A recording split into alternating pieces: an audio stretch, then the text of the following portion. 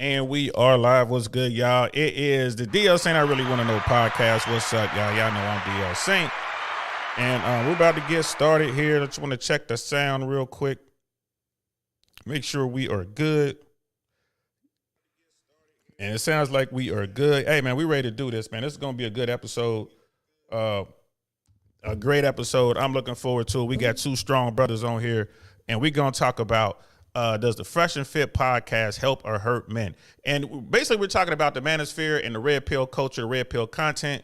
So it's not just solely Fresh and Fit. We're going to include everybody from Rollo Tomasi, Donovan Sharp, Rich Cooper, Andrew Tate, Tristan Tate, Justin Wilder, all of them. Coach Greg Adams, Coach Red Pill, the whole manosphere. So if there's anyone out there who was watching, like in the chat or whatever, this is what's up. We're gonna have this discussion. And y'all see I'm geared up, you know what I'm saying? I'm got on some Fresh and Fit gear, you know what I mean? I'm here to talk about the RP world, the good, the bad, and the horrific. It is what it is. Y'all know me. I ain't pulling no punches. You know what I mean? So, shoot, man, let's get into it, man. Without further ado, man, let's make it happen. Coming to the platform, first time here, brother Taroos. What's good, man? Coming out of Cleveland. Hey, what's up, guys? How y'all doing? Let's go, man. Yeah, man. The Cleveland Browns are like almost the best college team in the state, man. Y'all doing pretty good. Y'all got to win. Y'all got to win and everything. You know what I'm saying? Hey, man. Look, I'm just playing. I don't want to hype the team up. I got to wait till next offseason when the Watson heat dies down. Man, all I'm doing is I'm trying to get you to jinx them boys because we gotta play y'all in 2 weeks. You know we're gonna beat y'all though. Man, y'all might. I ain't gonna lie to you, bro. It's always a dog fight, man. You know, Cleveland, Pittsburgh, Baltimore, Cincinnati. You don't know who's going to win those games. Records mean nothing. Absolutely. So it is what it is. And we also have brother JT from the What We Know podcast. What's good? What's going on, bro? Oh man, nothing. So we all know what it is. We're gonna start with brother Taroos first, and I want to just I want to give you a moment to tell everybody who you are, a little bit about your background. I know that you're a former soldier. You know what I mean? I know your thoughts on this a little bit, but let everybody know who you are and what you about, bro. All right, I go by Taroos, the typical tag, but y'all can just call me Reggie if you want. I'm 35 years old. Been married in April, going to be 15 years. I was in the Army for 8 years. I deployed a few times in Iraq. What really motivated me to start trying to talk to panels and things like that were, I was just looking at the state of like a lot of the American men in this country. And yeah, it's, Black men, Latino men specifically, but just American men in general. Seems like it's on the decline. We seem really stagnant. And I just felt really motivated to maybe just talk to my guys. So when I talk about my experience from the Army, I just hope everyone understands it's not a thank you for your service. It's just my experience, how I came up, how I came to be. But I share my experience so that you guys don't have to go through that. So you don't have to learn the lessons the hard way. That's what I want to talk to my guys about. Shit, that's what's up, bro. And real quick, are you airborne? Oh my God, no, man. Just no, yeah, airborne. Just because normally I don't talk to legs, man. But for the night, I'm gonna make an exception. Come on now, you know what it is, bro. You guys will make sure everybody knows you're airborne, man. Don't make me have you spell it. I will make you spell it. It ain't like you ain't never spelled it. If you ran cadence, you spelled airborne, did you not? I'm just gonna throw that out there. All right, then it's all good. It's all good. You know what I mean? Ain't number 5 jumps, bro. We could probably get you a waiver, get you in there, man. Get you 5 jumps, man. Get them wings pinned right on. We could probably do that right now. I still got a favorite too. I could call in. Just let me know when you're ready, man. So, but now I'm just come on. That's how we rock, man. I'm just giving you shit. My man JSWANS is in the chat. Already giving me shit. Like, did you say you wearing Fresh and Fit gear? Yes, I'm wearing their merch, bro. Get off my damn back, bro. That's my man JSWANS in the house. You know what I mean? Sister Candace is in the house. We got everybody jumping in here. Brother Michael's in the house. What's good, y'all? Brother JT, tell everybody who you are, because I know who you are, man. But let everybody know. Just give them a reminder. Yes, sir. Like you said, my name is JT. I'm also known as DJ Jig Tight. I run. I am one half of the What We Know podcast with my boy Rob. Pretty much talk about the same things my man DL's talking about, minus the politics, because I am not a dude that's in politics. But for the most part, we talk about a lot of things when it comes down to community, when it comes down to manhood, relationships, pretty much anything, man. Nothing is off limits. So, it's full contact where we at. It's definitely full contact. That's what's up. Brother Smeebles, I see you in the house, man. I see Sister Candace is always in the house making it happen. Dr. B, can't wait to see you next month, man, at the Fresh and Fit 1 million party, man. Looking forward to that. Last good man in Jersey's in the house. What's good, fam? What's good? Glad you're here. Yeah, definitely got the podcast. The people want to see, like I said, man. We about to get into it. Hey, yo, brother Reggie, man. My man JSWANS, man. Ranger Scroll. We were in the same unit. He wound up going to range. Went range and all that. And as you can see, we in here. That's dope. Like he's a leg. I'm That's out. dope, Can't man. listen to legs. Makes my head hurt, but he meant hurt. It's that CTE acting up, bro. You don't want to be and banged his head too many times. Be messing him up when he's trying to spell. So, but it's all love, bro. You know what I mean? It's all love. Hey, I'm glad to see more of us though in this space. Like seriously, we need to be here. Hell yeah, brother Mandrell, wherever you are, Green Beret. You know what I mean? As a brother who is a Green Beret, I love seeing that. There were three dudes in my unit that went through selection, actually made it through the Q course. That I was just like, wow, I was just shocked. And this was back in the 90s.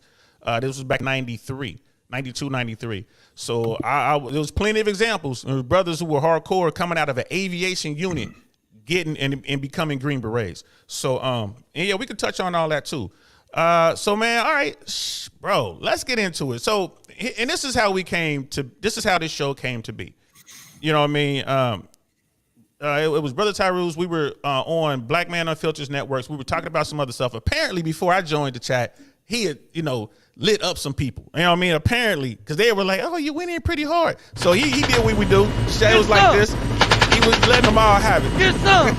He was letting them all have it. So, but I came in here, calm down. We were talking, and in the back chat after the show, we were talking about Fresh and Fit, the MANOSPHERE, and all that. And he had questions for me. So, I just wanted to set the stage for everybody how this all came about. So let's get into it, bro. Like, so you definitely had some things to say about the MANOSPHERE, in particular, Fresh and Fit. So you take it from here. Yeah, I believe that Fresh and Fit, I give them respect. They become just a symptom of the overall problem with the manosphere. With Fresh and Fit, the reason why I have to respect them is that at least they practice what they preach, right? These are guys who every time they get challenged, it gets, hey, people try to call their bluff, they check them, bam, right? But even still, I still disagree with how they go about talking like to young men, the impressionableness, the impression, how vulnerable our young men are today. And a lot of times these conversations, especially when it comes to relationships, it just comes off as like, okay, well, do you actually want a partner, or do you just want a pet, a property? Is it a trophy? Right? Like what is your goals? Because a lot of times with the manosphere, they don't really give these young men any sort of outline, any sort of guidance of like what steps they actually need to take based on the goals they want to achieve. It's a lot of this vague nonsense. And then it just comes off as resentment, because if you want to be treated as a leader, one thing I never want to do if I want to be considered a leader is blame other people for my problems. And a lot of times when I go around these manosphere spaces, it's always, well, women got to do this, women got to do that. Well, if women got to do all of these things, why should they let you lead? If they're the ones always changing, you get what I mean? Like adapt and evolve. If they're the ones who always have to do that because you're just a guy, well then why should you be in a leadership position? So off rip, let me push back just a little bit with respect to the manosphere, not necessarily Fresh and Fit, although they are big advocates of this. The one thing they say, and I think you've heard this, that men need to work on themselves, right? Men need to become before they can start getting into all this stuff right now. This is something that I know that they say all the time. Rich Cooper says it all the time. You know what I mean? Because they'll say like women wait at the finish line and they smash the winners. I'm pretty sure you've heard that term thrown around the manosphere, but they're always saying you should be the best version of yourself. That comes Rolo Tomasi, Fresh and Fit, Rich Cooper, all of them. Build yourself up. Get into the gym, right? Get your mind right. Get your money right. If you do these things, you make yourself into the best version of yourself, the best man, then women will come. So I would guess that would be my only pushback to that part, because I agree with you. If you're a guy and you haven't done the work, you can't demand anything. You ain't in the position to tell any woman what to do or any grown up what to do. You can't do it. You know what I mean? So that's a pretty weak position to be into, and then turn around. Because I agree with you. There are a lot of guys in the manosphere space, the red pill space. They sit around and they complain.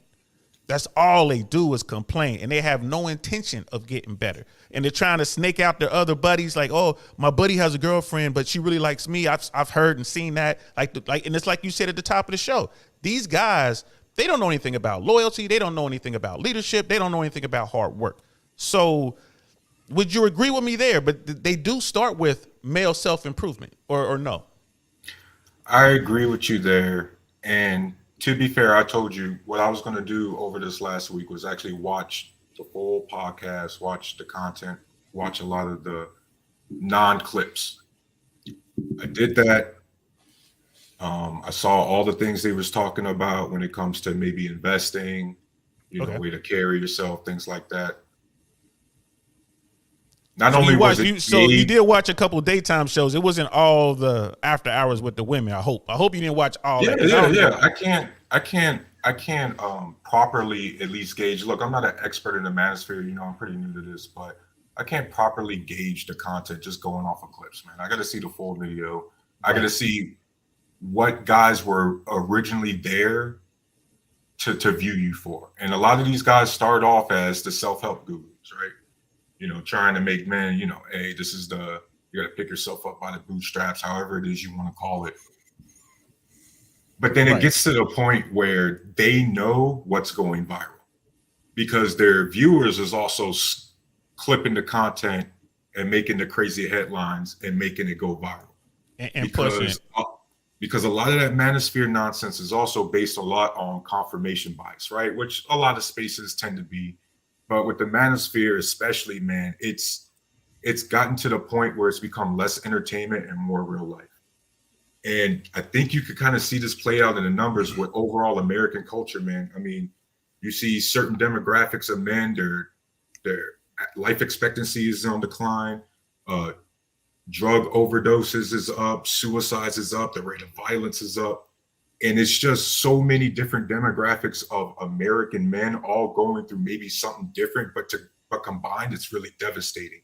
And unfortunately, there's too many grifters, right? And I see a lot of these guys in the manosphere, all they are is basically the dating version of these prosperity pastors on television, right? They're selling you false narratives, or they just confirming your false narratives. And then the way they talk about the way you should carry yourself, it's so vague and broad, but often it just comes off like women just like jerk behavior. And there's a fine line between leadership and being a jerk, or being a leader and being a tyrant. And a lot of these guys tend to go off of that kind of authoritarian control, and it's not about that.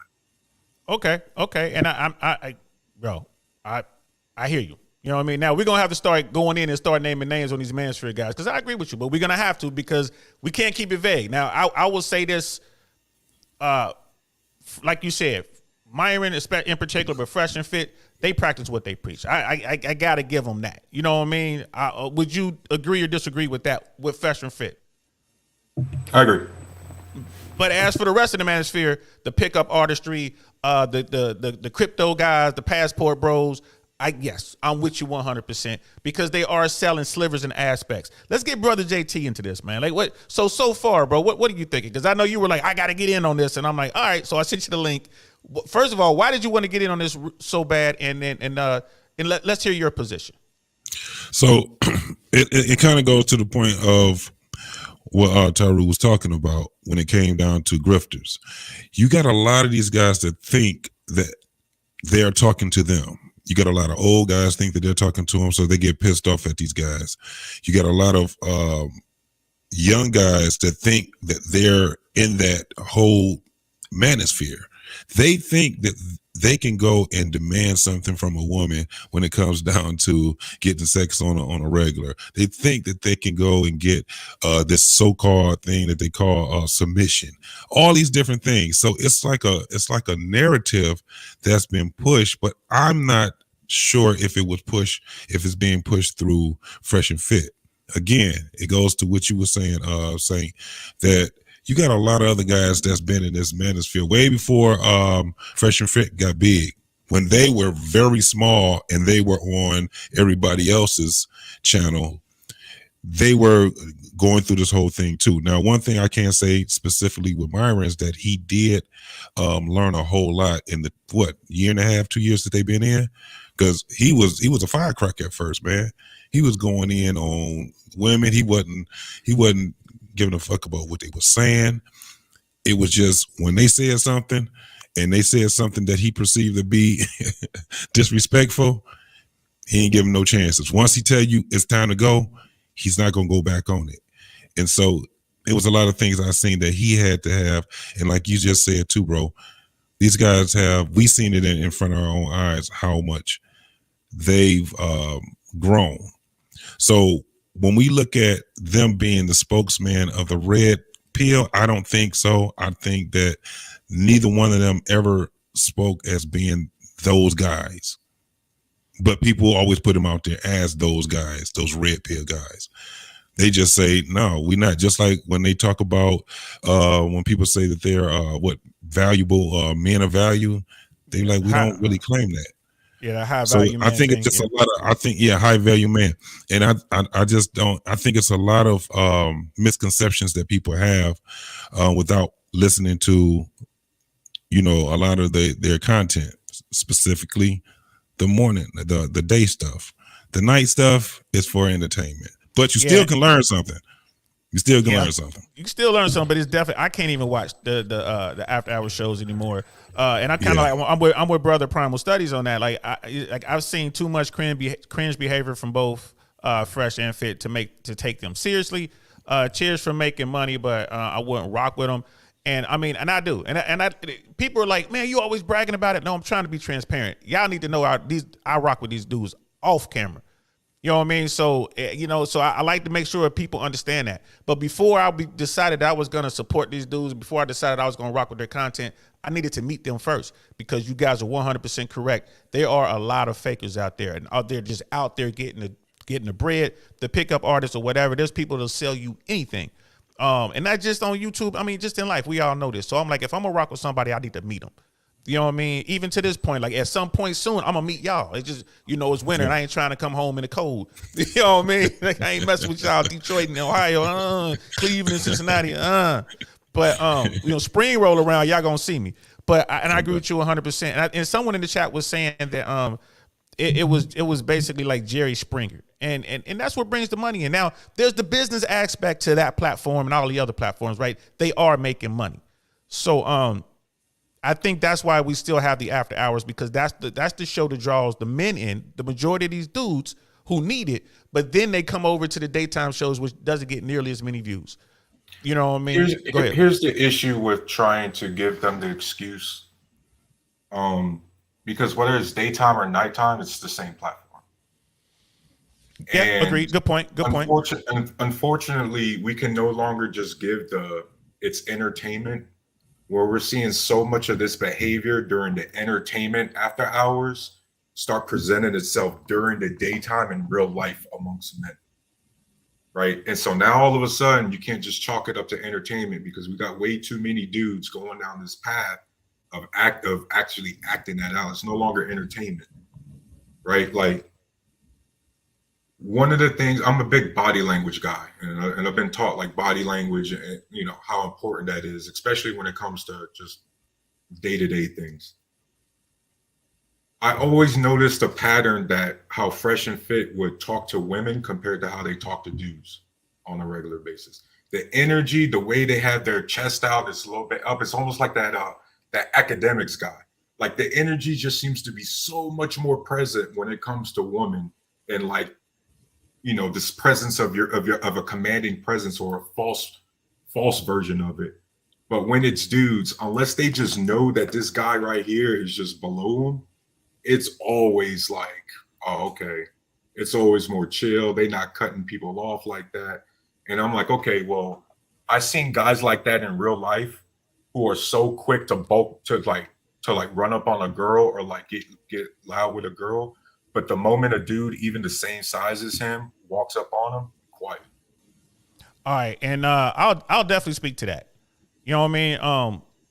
Again, with reference to Myron and Fresh, if you watch them on other platforms, if you watch them on Flagrant, for instance, Andrew Schultz's show, right?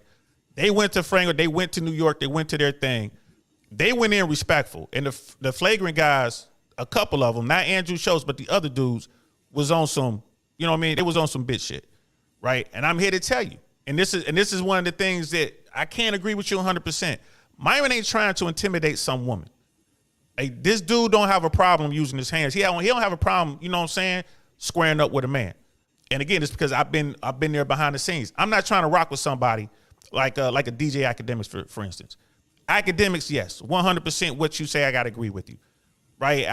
I vocalize as much behind, you know what I mean, behind the scenes, like, yo, I don't know about this, but it's not my place to tell them what to do or how to run their business. You feel me? And see, DL, not to cut you off, but this this actually emphasizes your point. When it comes to Fresh and Fit, it's just because they're so big. It's like anything else, right? They catch the heat or they're the face, right? They're the Akon, right? Put the blame on them.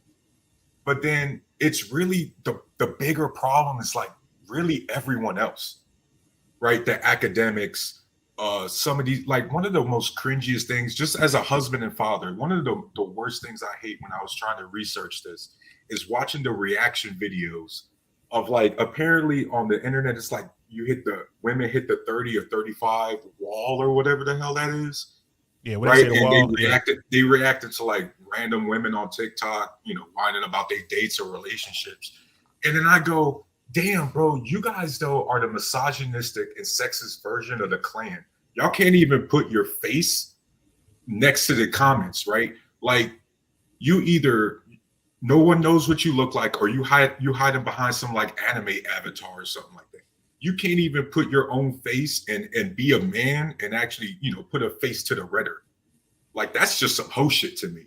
You know what I mean? And I agree, I agree, and I say as much when I get my troll or two, I've had to learn to calm myself down, because I get trolls on here, and that's the first thing I say, like, yo, man, hit me up, DM me on Instagram. Here's my information. Show me your face. I've had dudes on here talking about their Ranger, their hood, they this and that. I'm like, yo, you talk the talk, but do you walk the walk? Because you didn't say some foul shit, and I'm trying to come see you. And and I had a guy on here, and let me calm down now because I'm starting to get there. But it was a dude on here who was claiming that tip of the spear shit. You don't get to do that with me. You don't get to do that, because I'm sure as fuck gonna challenge you on it. And I wound up telling him, like, I don't believe you Ranger. I believe you know a Ranger, because you sound like a coward and you acting like a coward. I've never met a Ranger who was afraid to show his face in my life. They don't exist. It's not a thing. And that guy went away, or that person, whoever it was, went away, never saw him again. I didn't have to block him, because I'm like, listen, we need to talk, brother. This soup Ponte. We don't take false valor at all. Yeah. Kind of stolen valor is some bullshit. At all. So, but Last Good Man in Jersey has a comment that I think we should definitely kick around.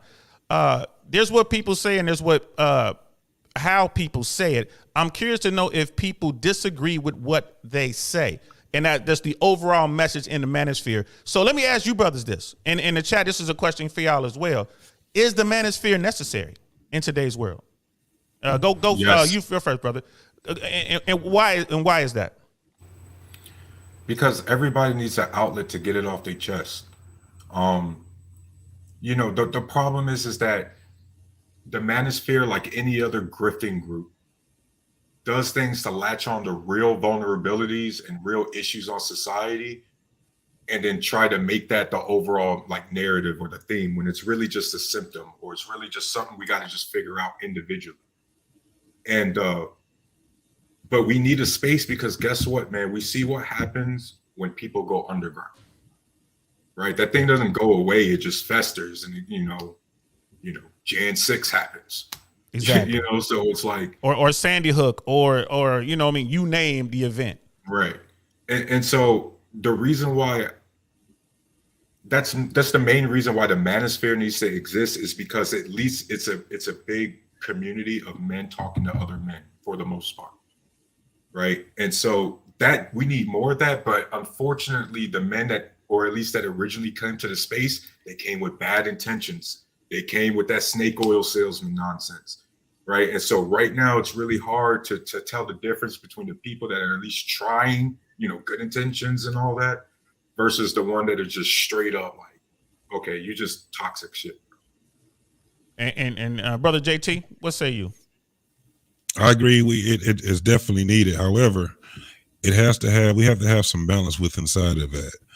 Remember, man, you were speaking before, DL, where it was like they got this manosphere and they have these talking points, red pill, all these different things. But there was something that our generation was already doing. It wasn't a thing. It's a thing now. Right.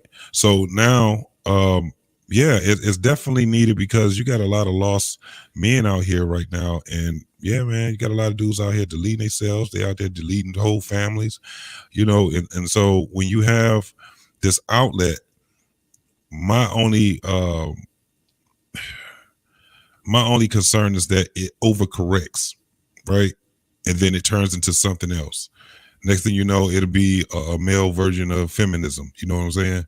And that's where we need to have that balance.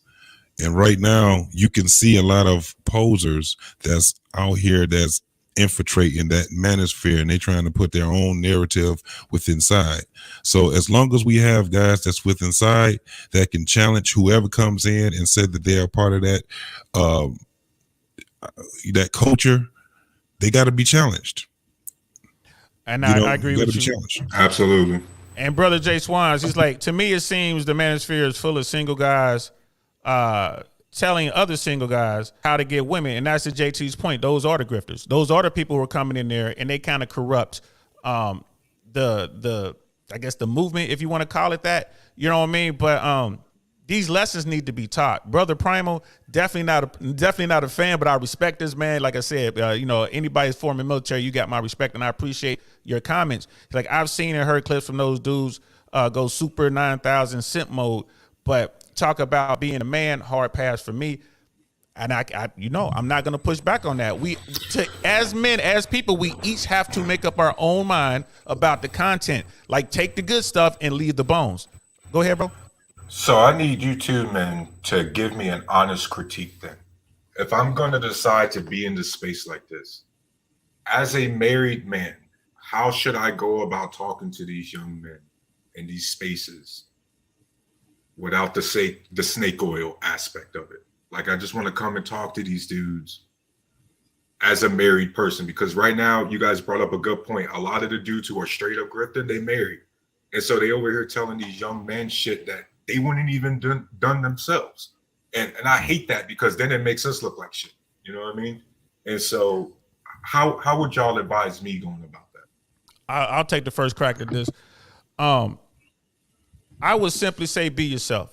So when it comes to manosphere and it comes to red pill stuff, man, when people talk to me about it, I tell them the same thing. Yes, I am red pill in the truest sense of the term, going back to the movie The Matrix. I am unplugged. I see the code. I accept and understand how things are today, especially when it comes to dating. I understand how when it comes to finance, when it comes to the 1%, when it comes to politics, when it comes to race, when it comes to sexism. I'm unplugged and I see it, and I'm not going to make excuses for it. I understand it. So when I talk to people who come to this platform, before I'm out there talking to folks, I'm going to keep it 100. This is how I see it. Now, if I'm talking about something that's a red pill, quote unquote, truth, I'll say, hey, this is how the red pill sees this. And I'll say either I agree or I don't agree with it, but I'll use that to make my point, because I do want people to come over to the manosphere and find some folks.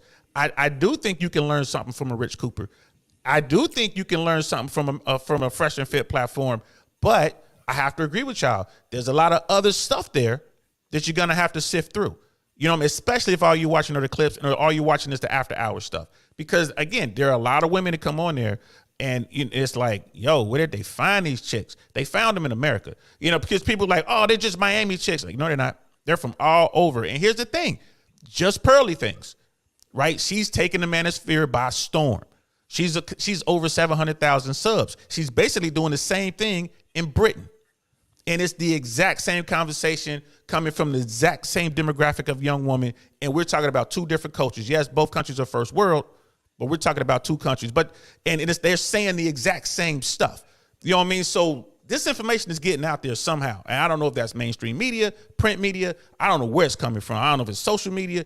But young women are getting these ideas. You know what I mean? These things are hitting hard. So, but to answer your question, bro, you got to be 100% honest. You got to be you. You got to start off by saying, I'm married, right? And when people ask you, like, well, do you cheat? Should you exercise options? Whatever your answer is, you got to be honest with it, right? I tell people all the time, that's one thing I don't do. I don't cheat, right? If I tell a woman we're together and that's my woman, that's my woman. But I don't have a woman. So if I want to run a rotation, I'll run a rotation. That's what I did pretty much my whole life when I was young. I don't do that as much now. I don't do it now, period. Right now I'm in monk mode. You know what I'm saying? I'm like, I don't want to deal with this. It's madness. But brother JT, what would you advise? First thing I say is that first you gotta pick a fight. It's too much out here. So whatever it is that you know, if you know family life, if you know how to build that family life, if you know what it takes to be a husband, if you know what a husband needs in a woman, these are the things that you talk to, and you find those people. They're gonna find you. You ain't gotta find them. You put that out there, you get those guys, because you're gonna have guys trying to infiltrate. And the thing is that if you want to promote whether it's legal marriage or merging or whatever it is that you want to do, is just you find that, you pick that, and that's where you stay at right there. All this other stuff, because you're gonna have dudes talking about, dating and all that other stuff, and that whole dating shit is I'm 50, bro, and I'm hearing these motherfuckers talking with these goddamn stupid ass talking points, and I'm like, this is some bullshit. So and that's what I do on my platform, and even the people that I find in my real life, whatever it is that I can offer them, I see where they need to help, and that's what I do. I don't give them nothing unsolicited. All right, I appreciate that, guys. Yeah, and that's fair. I would Sister Tia is in the house. What's good, love? And like I said, it's a lot of I see a lot of Fresh and Fit fam in here. I see some Suzette speakers in here. You know me from Suzette Speaks platform, and I see people from Black Men Unfiltered. Thank y'all all for coming through. I really appreciate it. Please engage. We're gonna definitely drop the link here in a couple minutes because I want to get some people up here as well. But Sister Tia Kiki, I don't know Myron personally, but the level of integrity and loyalty from him is so rare these days, in my opinion. Like I said, yes, and like I do know the guy, and I do know that he will absolutely help. However, me and my bro JSWANS, just today we were talking about this. One of JSWANS' biggest complaints, not complaints, but criticisms of in particular the Fresh and Fit platform is like they're not doing enough. Right. So, and my thing, I was like, but bro, they're doing this. They didn't like, well, he's like, I don't know what's going on behind the scenes, but he was like, he got me. He got me on that. I was like, you're right. I had to agree. He was like, there was opportunities for him to help in other ways, and he's not doing it. In particular, he was talking about the fact that Myron was a former government employee. JSWANS and I are former government employees.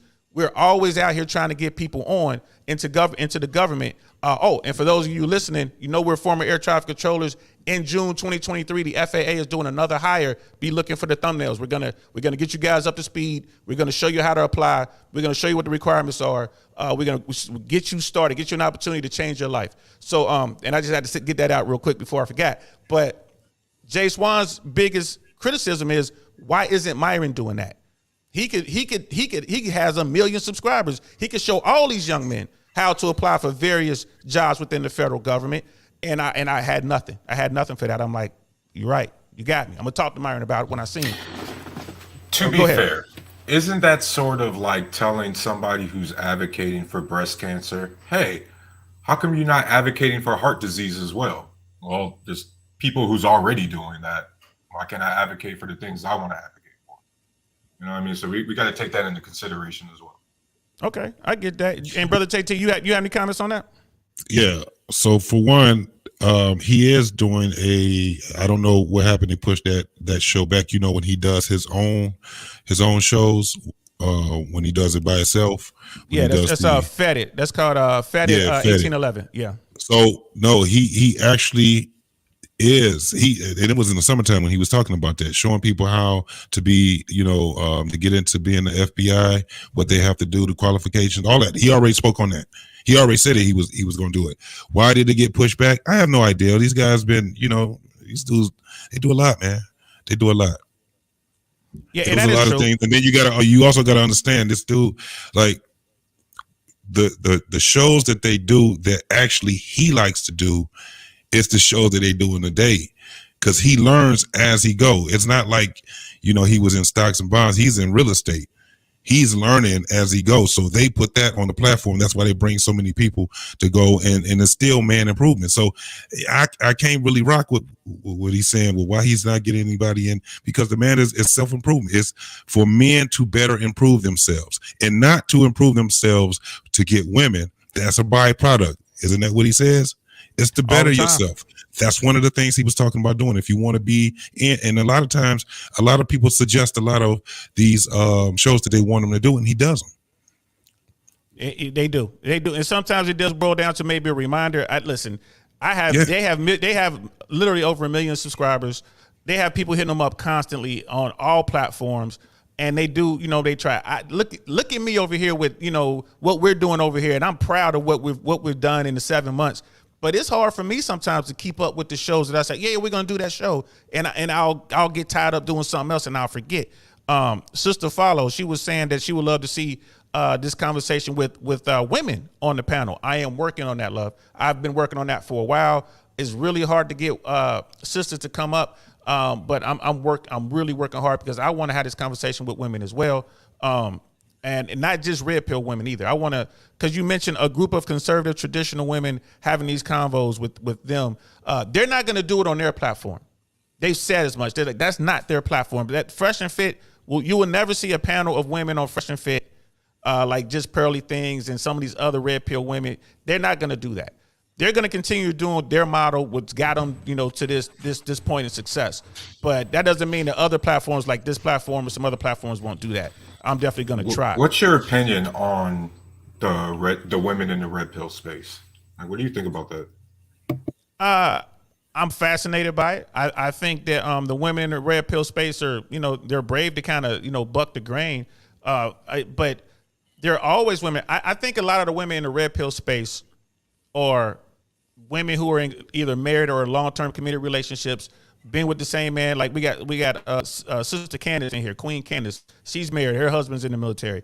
Sister Tia Kiki, she's in here. Like, she's in a long-term relationship. So it seems to me that a lot of women in that space are women that are already committed. With Kevin Samuels with Myron and Fresh and Fit both say that they're top tier women. They're high value women because they have a high value guy, or they've managed to get a man and keep a man after sex. They got the ring. They got his last name. That's what they say. That's how they classify a top tier woman or a high value woman. I'm about 75%, 80% there. I'm not 100% there. You know what I mean? I'm not 100% there. But again, I'm allowed to disagree. I don't have to agree with everything simply because I move in that space. But I think it's good. I like seeing them. You can't have a conversation. You can't really get to any answers if you don't have everyone's voice. You need female voices. You need conservative. You need traditional, non-traditional. You need all these voices. I'm cool with the women who are like, I don't mind going out there sleeping with a bunch of men. Cool. I want to hear why you think that. I want to hear that. Yeah. I want to hear why you think that, and I want to hear where you're going to be Friday night. That's what I want to hear.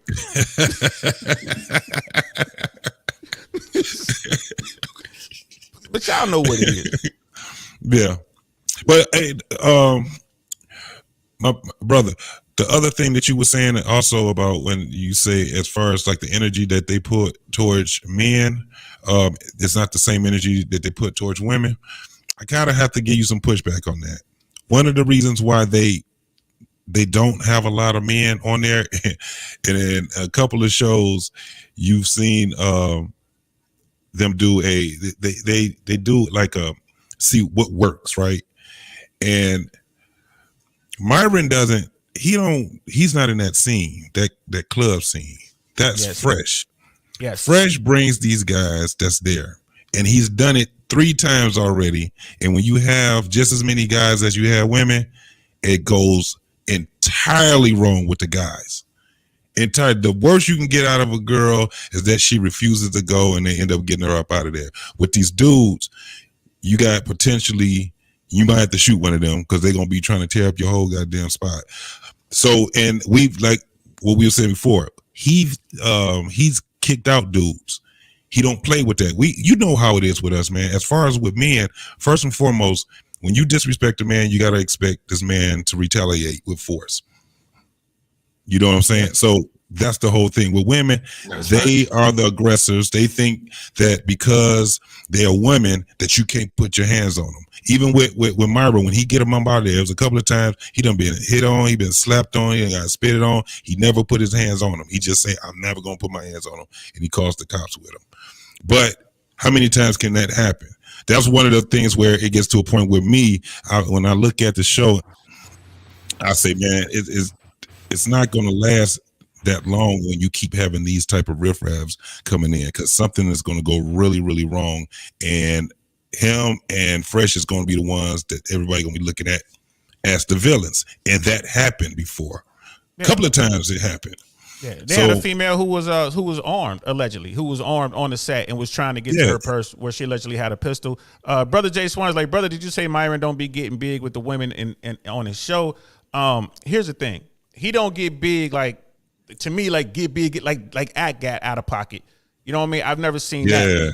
But I have seen him, like, if the women are like cursing at him and screaming at him, he'll curse and scream back. Again, I'm not trying to justify his actions. You know what I mean? And people are like, well, would you do that? I'm not going to tell you what I've done in the past. If it depends on how bad the woman got. You know what I mean? You got 3 Ohio dudes on here. Fellas, brother Taroos, how far are you gonna let it go with some woman? You gonna let some woman smack you, hit you with something, or what you know what I mean? I'm talking about when you were younger. When I was younger, man, I was a hothead. Thankfully, I didn't have to put my hands on a woman, but bro, I could see why that.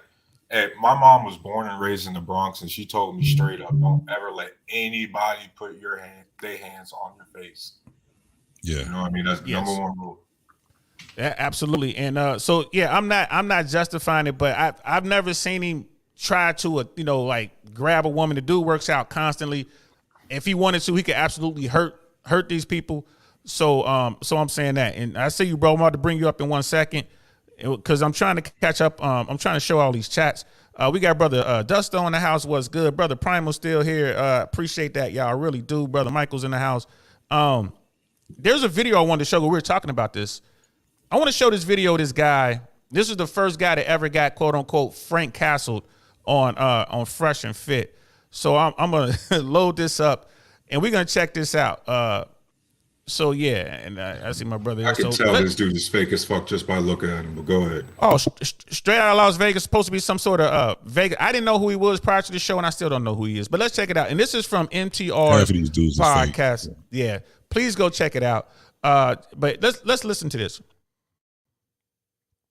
I love to talk to anybody that comes up. Just real quick, let me comment on this. The first thing that I notice is if you look at his eyes and the way that he's looking at her, and well, some of the things with his body language, he looks like he's on something. He looks like he's on something. But I think it's important for, not even the podcast themselves, is when they're bringing in folks that they do not know. I think that the inebriation sometimes can be good for, the particular reaction or something like that. But it's like when they get too inebriated and they're doing too many dumb comments and shit like that, like it must be a tough situation to get in if you don't realize it until they actually sit down. You know what I'm saying? But he's clearly on something. Maybe it's just alcohol or something, but let's see what he has to say. So to me, I'll probably talk to you. But would you smash? But nope. Only if you're like, I wouldn't. Yeah. Wait, okay, I wouldn't smash because I don't just like jump into that. Mm-hmm. But yeah, look at the language. I don't know. And I wanted to pause it right there because this is Bianca. I've met her. She is a very, very cool woman, very beautiful woman. She's a registered nurse, but she's left that world because she's doing a lot in social media. She's an influencer now, like a model, getting paid a lot of money. She really works hard on her body. This dude wants to holler at her. and she's trying to be nice. Like, you know what I mean? Because everybody in the room already picked up on the vibe on this guy. They know what it is. Wait till y'all hear him talk. I'll probably you'll know if I'm into you. There you go. I wonder if they asked him to get on, like, yo, have you had something to drink? Have you done drugs before you get on? I mean, I would assume not if they let a gentleman like him get on in his clearly subdued state. But, you know, let's keep going. Okay. Translation, she'll take your free nonsense. That's what she'll do. Okay. All right. For me, it's like it's confident. What Myron just said, like. So I'm gonna pause it there. Like you see this dude just kind of moving around, just off rip. Y'all got any comments on this cat real quick? Oh man, this dude is straight up. You can tell how he high as hell. He's absolutely high, probably drunk too, and he's just a creepo. I don't like the fact that he got them damn dog tags on it. You see that? Yeah, you know he ain't served nowhere. Yeah, he ain't served nowhere, bro. All that jewelry, man. Yeah, it's most of these guys. And like, this is the craziest thing. Most of these guys that come on there, man, they're gonna be in competition with each other. This is the reason why you don't see a lot of men on that platform. It'll be way worse than what these women would be on there. These dudes are all goofballs. He had that one young dude from Ray Swarmer, Slim Jimmy, when he came on there, and then they had academics that was on there, and all these other dudes was on there. That was when all that hell broke loose, and you can tell Myron was pissed off because he left. He left. He did that the last time the academics was on there. Did you notice he dipped about? He probably was behind. JT, isn't that a reflection on the kind of women that they bringing up? Oh no, it's absolutely. This is the thing. It comes with the game, because what they're doing is they're exposing. If you see that shit, man, they're exposing with a lot of these Miamians and a lot of these girls that's on social media. This is what they're thinking between the ages of 18 until they're about the oldest ones they normally have on there is about 38, and they all are trying to do the same shit. It's the same talking points. It's the same bullshit they have. It is a big risk. I would never do that. I would never have a platform where every night I got a bunch of strange ass women coming up on my platform. That's some bullshit right there. I can't do it because I'm just old. Now, the young me, yeah, that shit would have been cool as hell. That would have been some cool shit. All right, we got brother JSWANS in the house, man. What's good, bro? I know you've been waiting to get up in here. Yo, man, I was just texting Nan, man. She told me I got to be nice. She was telling me that, like, be nice. Hey, you want to show people in the locker, man? Today is the day. I mean, this is it. She told me not to. You know what I mean? She said, especially, you know, you got somebody in there that I done did that once to in the chat. You know, she don't want me to run him out no more. She said, that's video content. I can't do that no more. You know, man, it's nice outside. Yeah, but go ahead. Now, what were you gonna say? Go ahead and ask. No, I was trying to get you go ahead. I want you to get into it. I mean, I just find it all to be corny. You know what I mean? You got grown men referring to themselves for some shit in the Matrix from 1998 or something, and they think they're doing cool stuff, man. They just corny. They're like weirdos. You know what I mean? And I said earlier in the chat, like, you got a lot of dudes in this space don't have anything but telling other dudes how to get something. I find that to be hilarious. And then, like I told you about that cat earlier today, talking about, you know, it bothers me because, you know, now we got to tell these young men that they got to be better than other people in order to get ahead. That ain't right. I'm like, really? Like, you just got into that, brother? But that's what happens when you got, you know, a 25-year-old telling the other 25-year-olds, you know, how to live their lives. It's just corny, man. You know what I mean? Like, all right. Like I said, you got the really part that really kills me, though, that really kills me is all these weirdos with no girls, but they be on the internet like that little short brother that was on Suzette's show talking all that smack. Talking about, yeah, you know, this how I do it. You know, I be handling women. You know, this is what I do. I'm a boss man. I was like, nigga, how tall are you? But let me ask you what let me ask you what I asked everyone else, bro. Do you think there's a need? Do you think there's a need for a space like the Manosphere?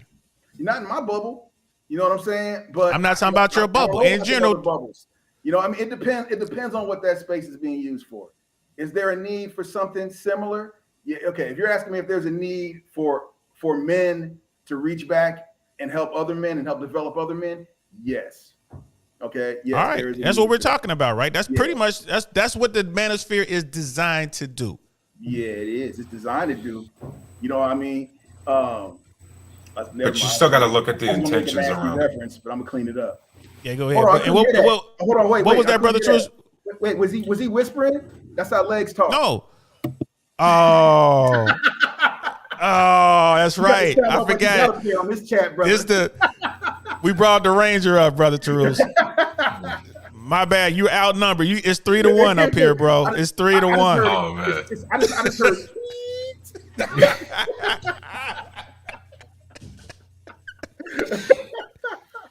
Now go ahead. Nice to meet you too. Go ahead.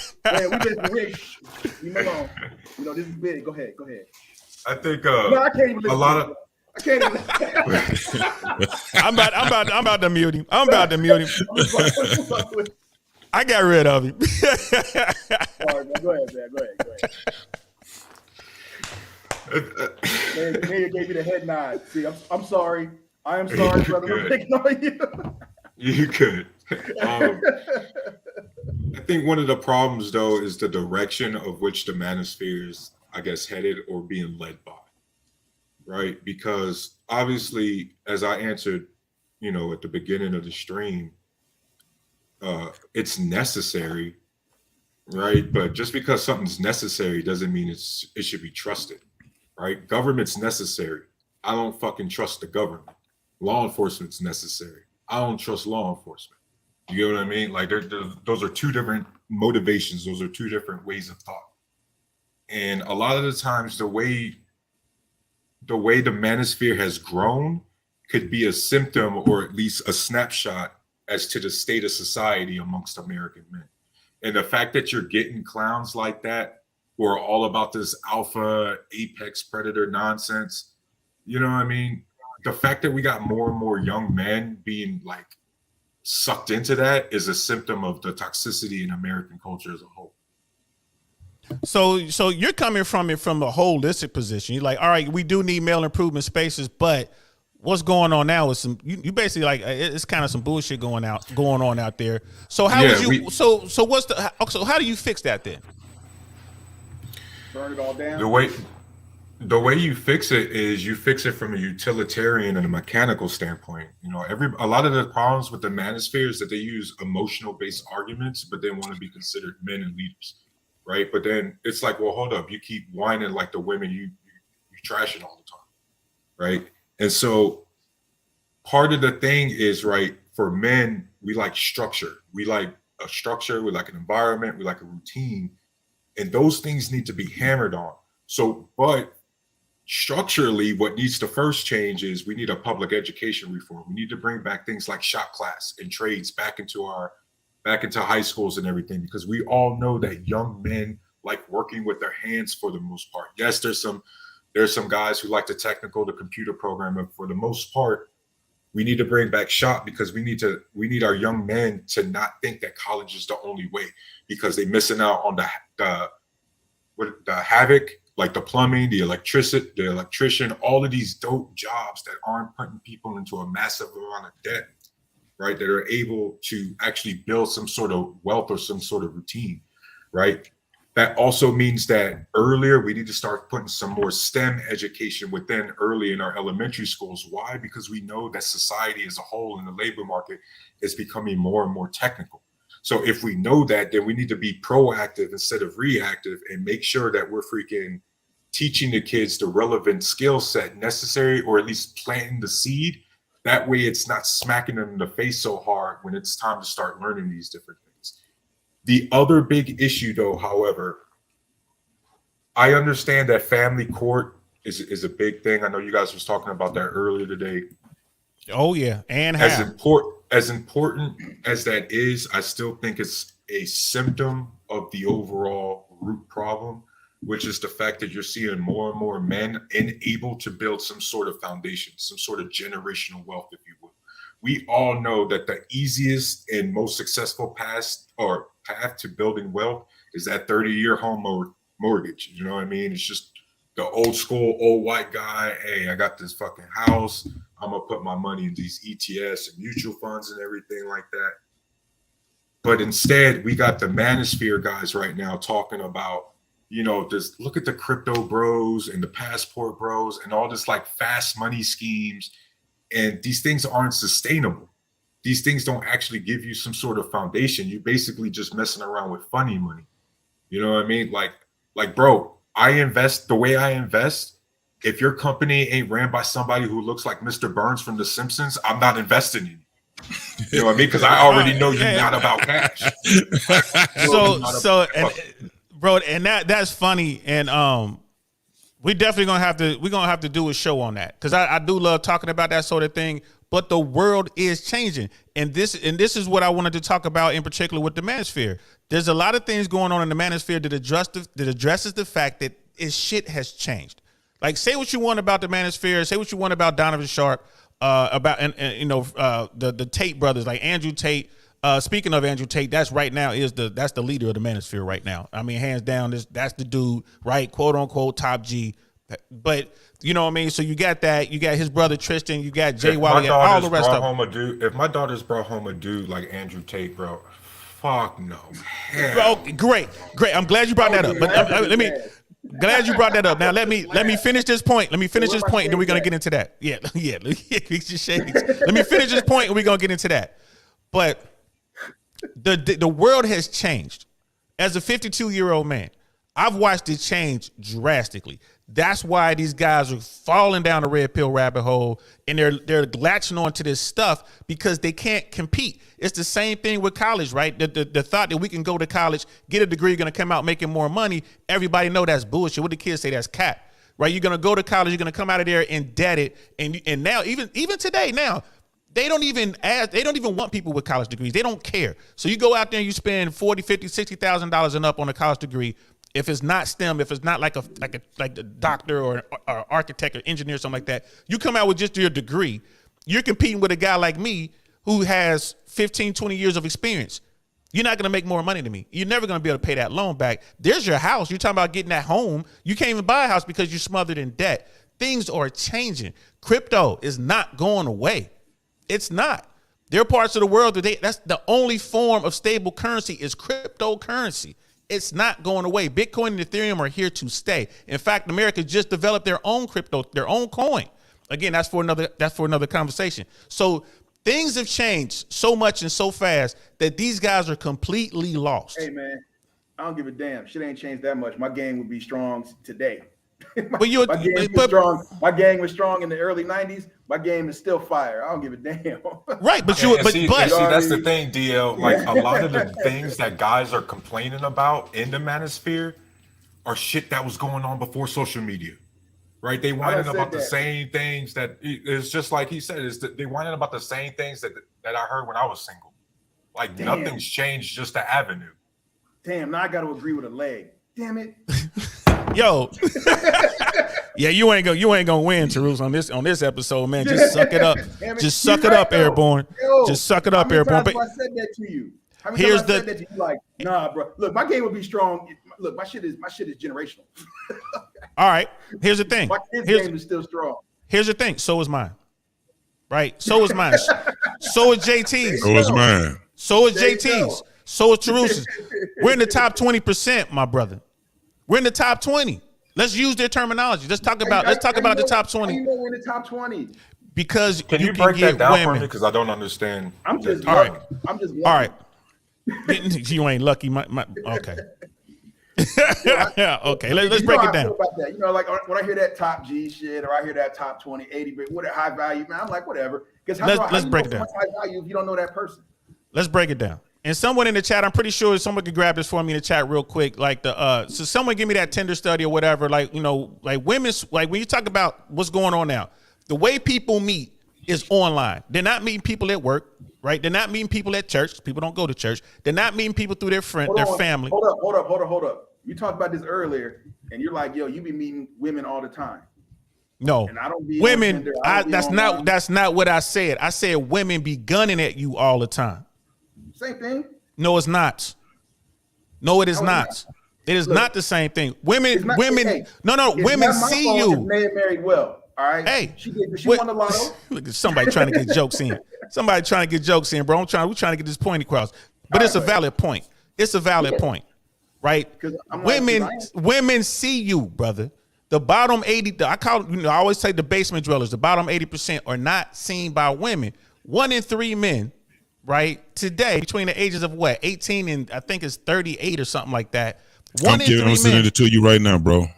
Oh, thanks. I'm gonna put it in. Put it in the chat. back chat. Yeah. Yeah. 1 in 3 men have had sex or has had no sex or only one sexual partner in the past 12 months, right?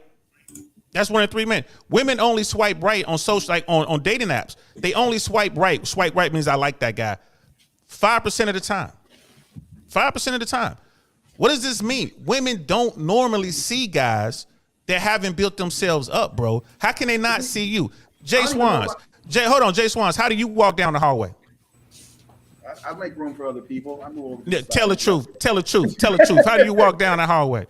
Yo, I own it. Right. You walk right down the middle. Fellas, this man ain't lying. He had an airborne mentality long before he could join the army. This dude's walking down the middle of the hallway. Wherever he is, the middle of the aisle, whatever, he's always been that way, right? Yeah. People see you. What are you, bro? 6'4", 200. If you want it, come get it. You know what I'm saying? Like, that's me. You know. And that puts you, brother. That puts you in the top 20%. Women see you, right? So I wanted to answer brother Reggie's question.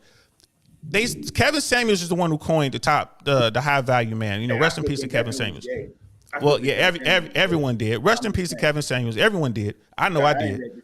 But here's the thing, he coined it, right? It's like you're over 6 feet. This is what women tend to want: a guy that's over 6 feet, a guy with a 6-pack, a guy who makes 6 figures or more a year, right? Kevin Samuels added to that a guy, a high value man has to be accepted by other high value men to be considered a high value man, and then all those other things apply. I added to that a guy that can get women, irregardless of those other things. You could be 5 foot and ugly as sin, but you smashing attractive dimes. to women. And women want you. Women want what they want, right? That puts you in the top 10. So again, if you are a guy who can get women, you have more than 3 or 4 women that you deal with on a regular, you are a top tier guy. That's where DL Saint comes with it. You don't just have to have the money and all that other kind of stuff as well. Because women want what they want, but if you are a guy who is good at womanizing and you can get women, you're in the top 20. So and that's for Brother Taroos. So and you got any comments on that, bro? Or is that clear, or am I not making sense?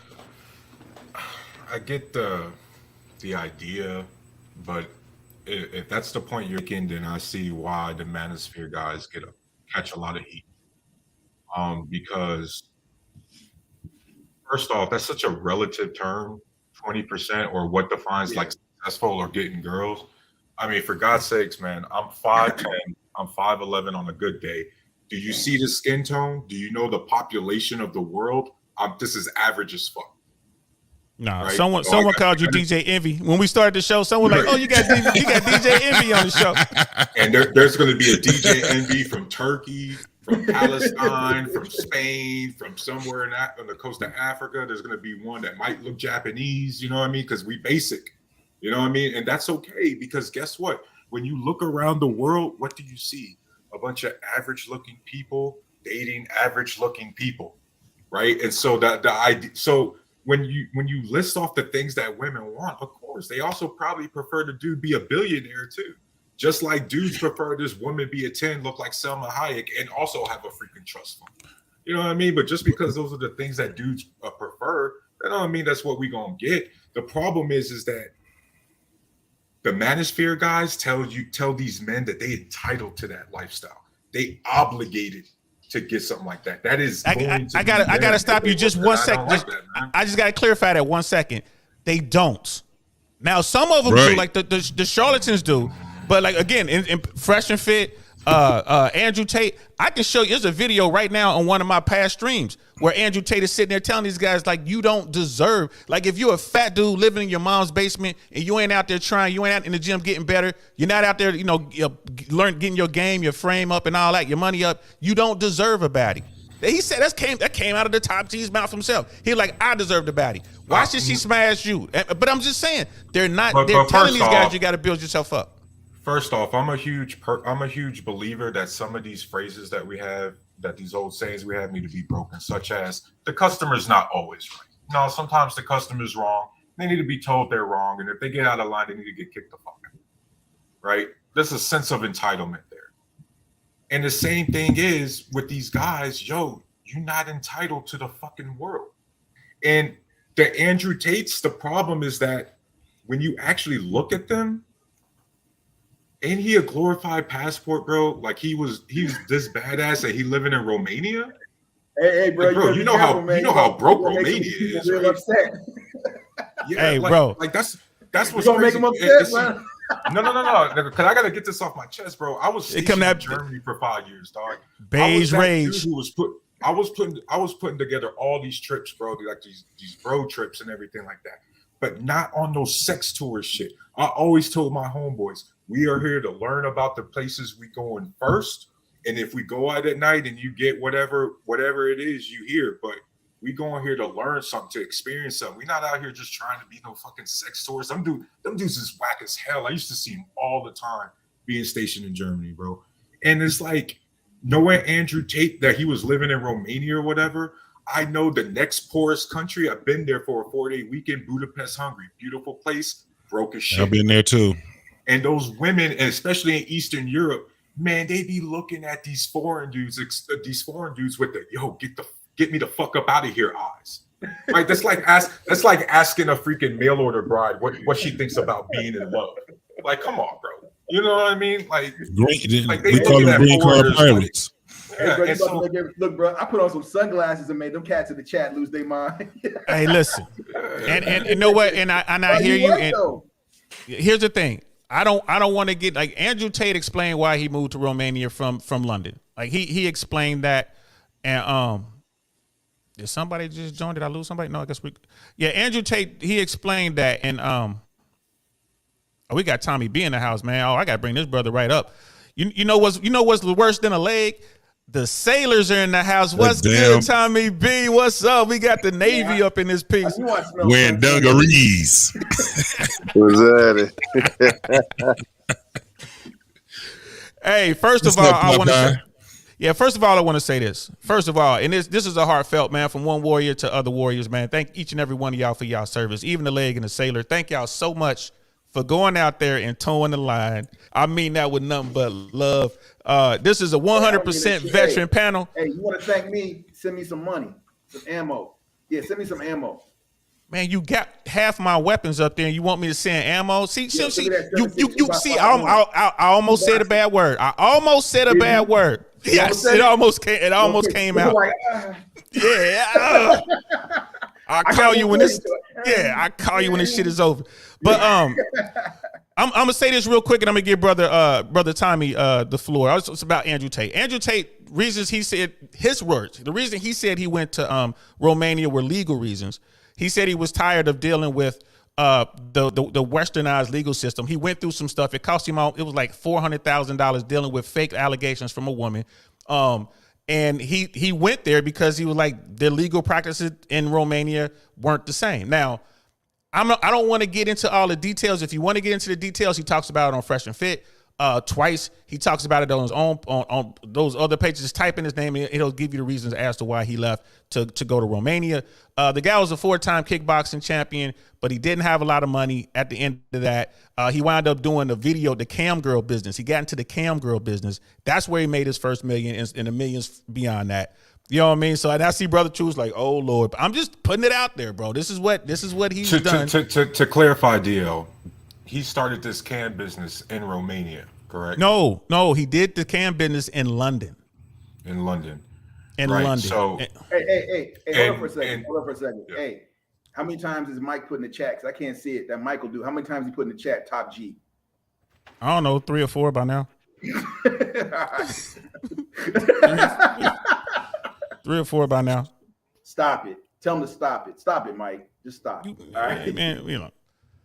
So, and I see you back there, Dusto. We'll get you up here in a second, man. So, but go ahead, brother. I'm Reggie. sorry, man. I need to do that, man. Go ahead. I just needed to clarify or inform everyone in our viewership that y'all know how big human trafficking is, you know what I mean, in Europe and especially Eastern Europe, where unfortunately a lot of these women, they get into the sex work either because they were forced into it or that's the best way to make money, right? It's almost like illegal immigrants here in America, where you constantly see them going to Walmart and going to Western Union and sending money back to their families. It's the same thing with a lot of the human trafficking that goes on.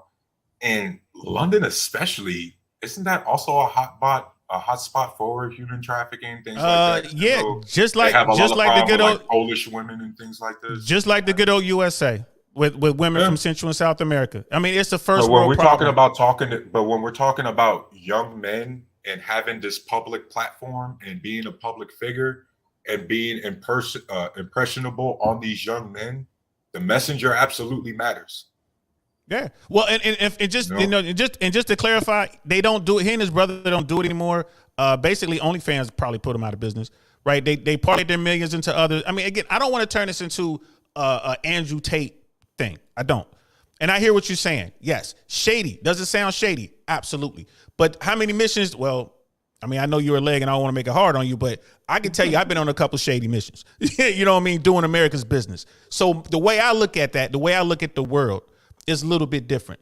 It could be all, you can look at it, it's all bad. People do bad shit. Now, do I believe that this man was involved in human trafficking? I do not. You know what I mean? I do not. Could I be wrong? I absolutely could. I didn't delve into it. You know what I mean? But I know that London, like the Metropolitan Police or whatever, they went into him. Like I said, he spent over $400,000, I think it was, defending himself. And when it was all said and done, it was all over fake allegations. I'll leave it there. But I hear you. The messenger does matter. Man, 100%, bro, 100%.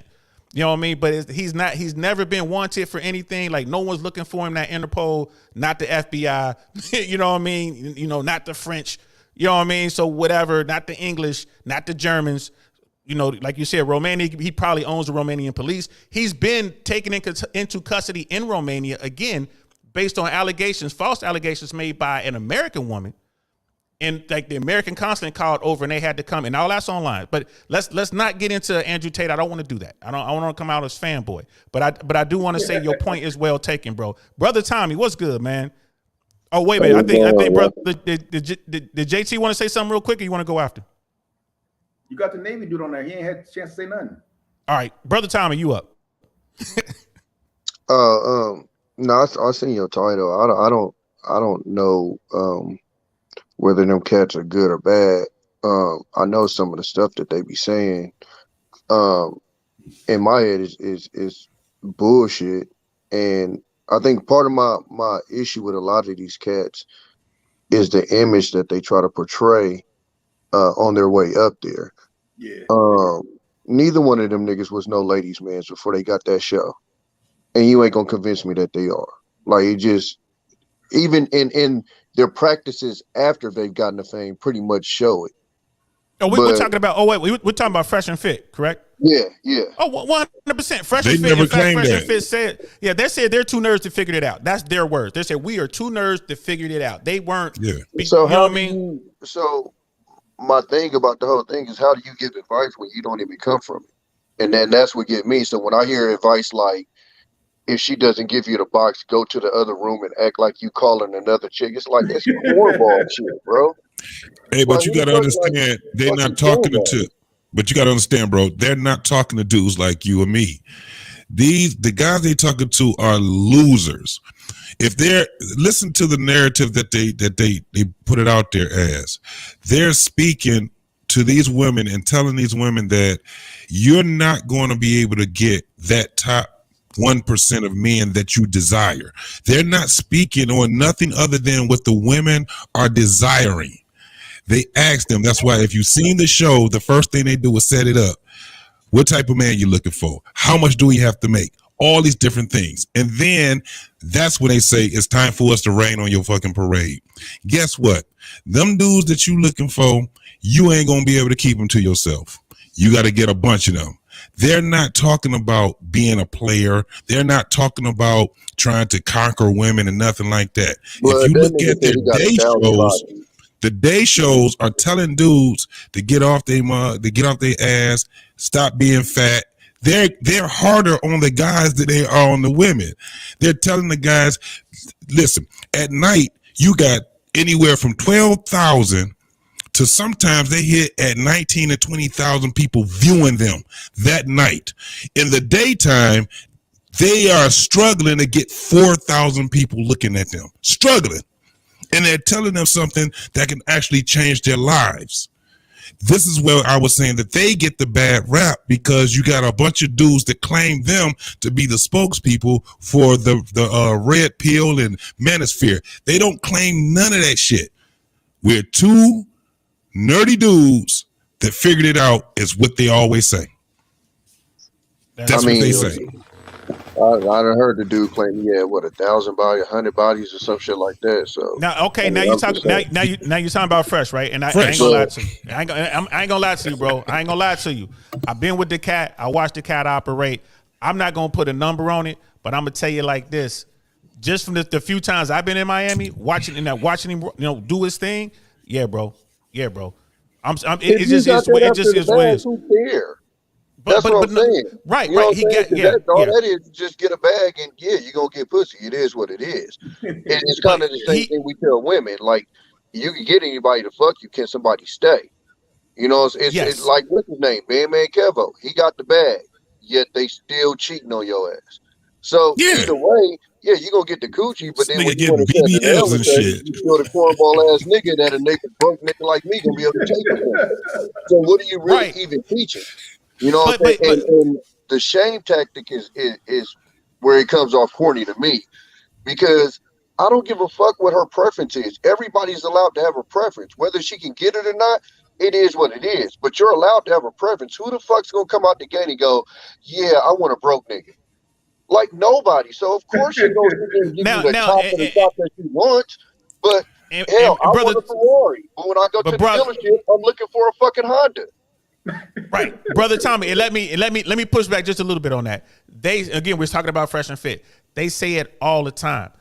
Those are your preferences. That's fine. You can have those preferences, and then they go into that whole narrative. It's like, but when a man tells you his preferences, it's met with shaming language. They don't shame them chicks. They say it all the time, like, yo, we love the 304s, and they ain't lying. You know what I mean? They're in there, bro. Wait, hold on. We love the 304s, but that ain't shaming nobody. No, because these hoes is calling themselves hoes. That's why you have to watch it. See, what y'all missing is this. But that's okay. So a white person says, I love niggers. Y'all can be niggers all day.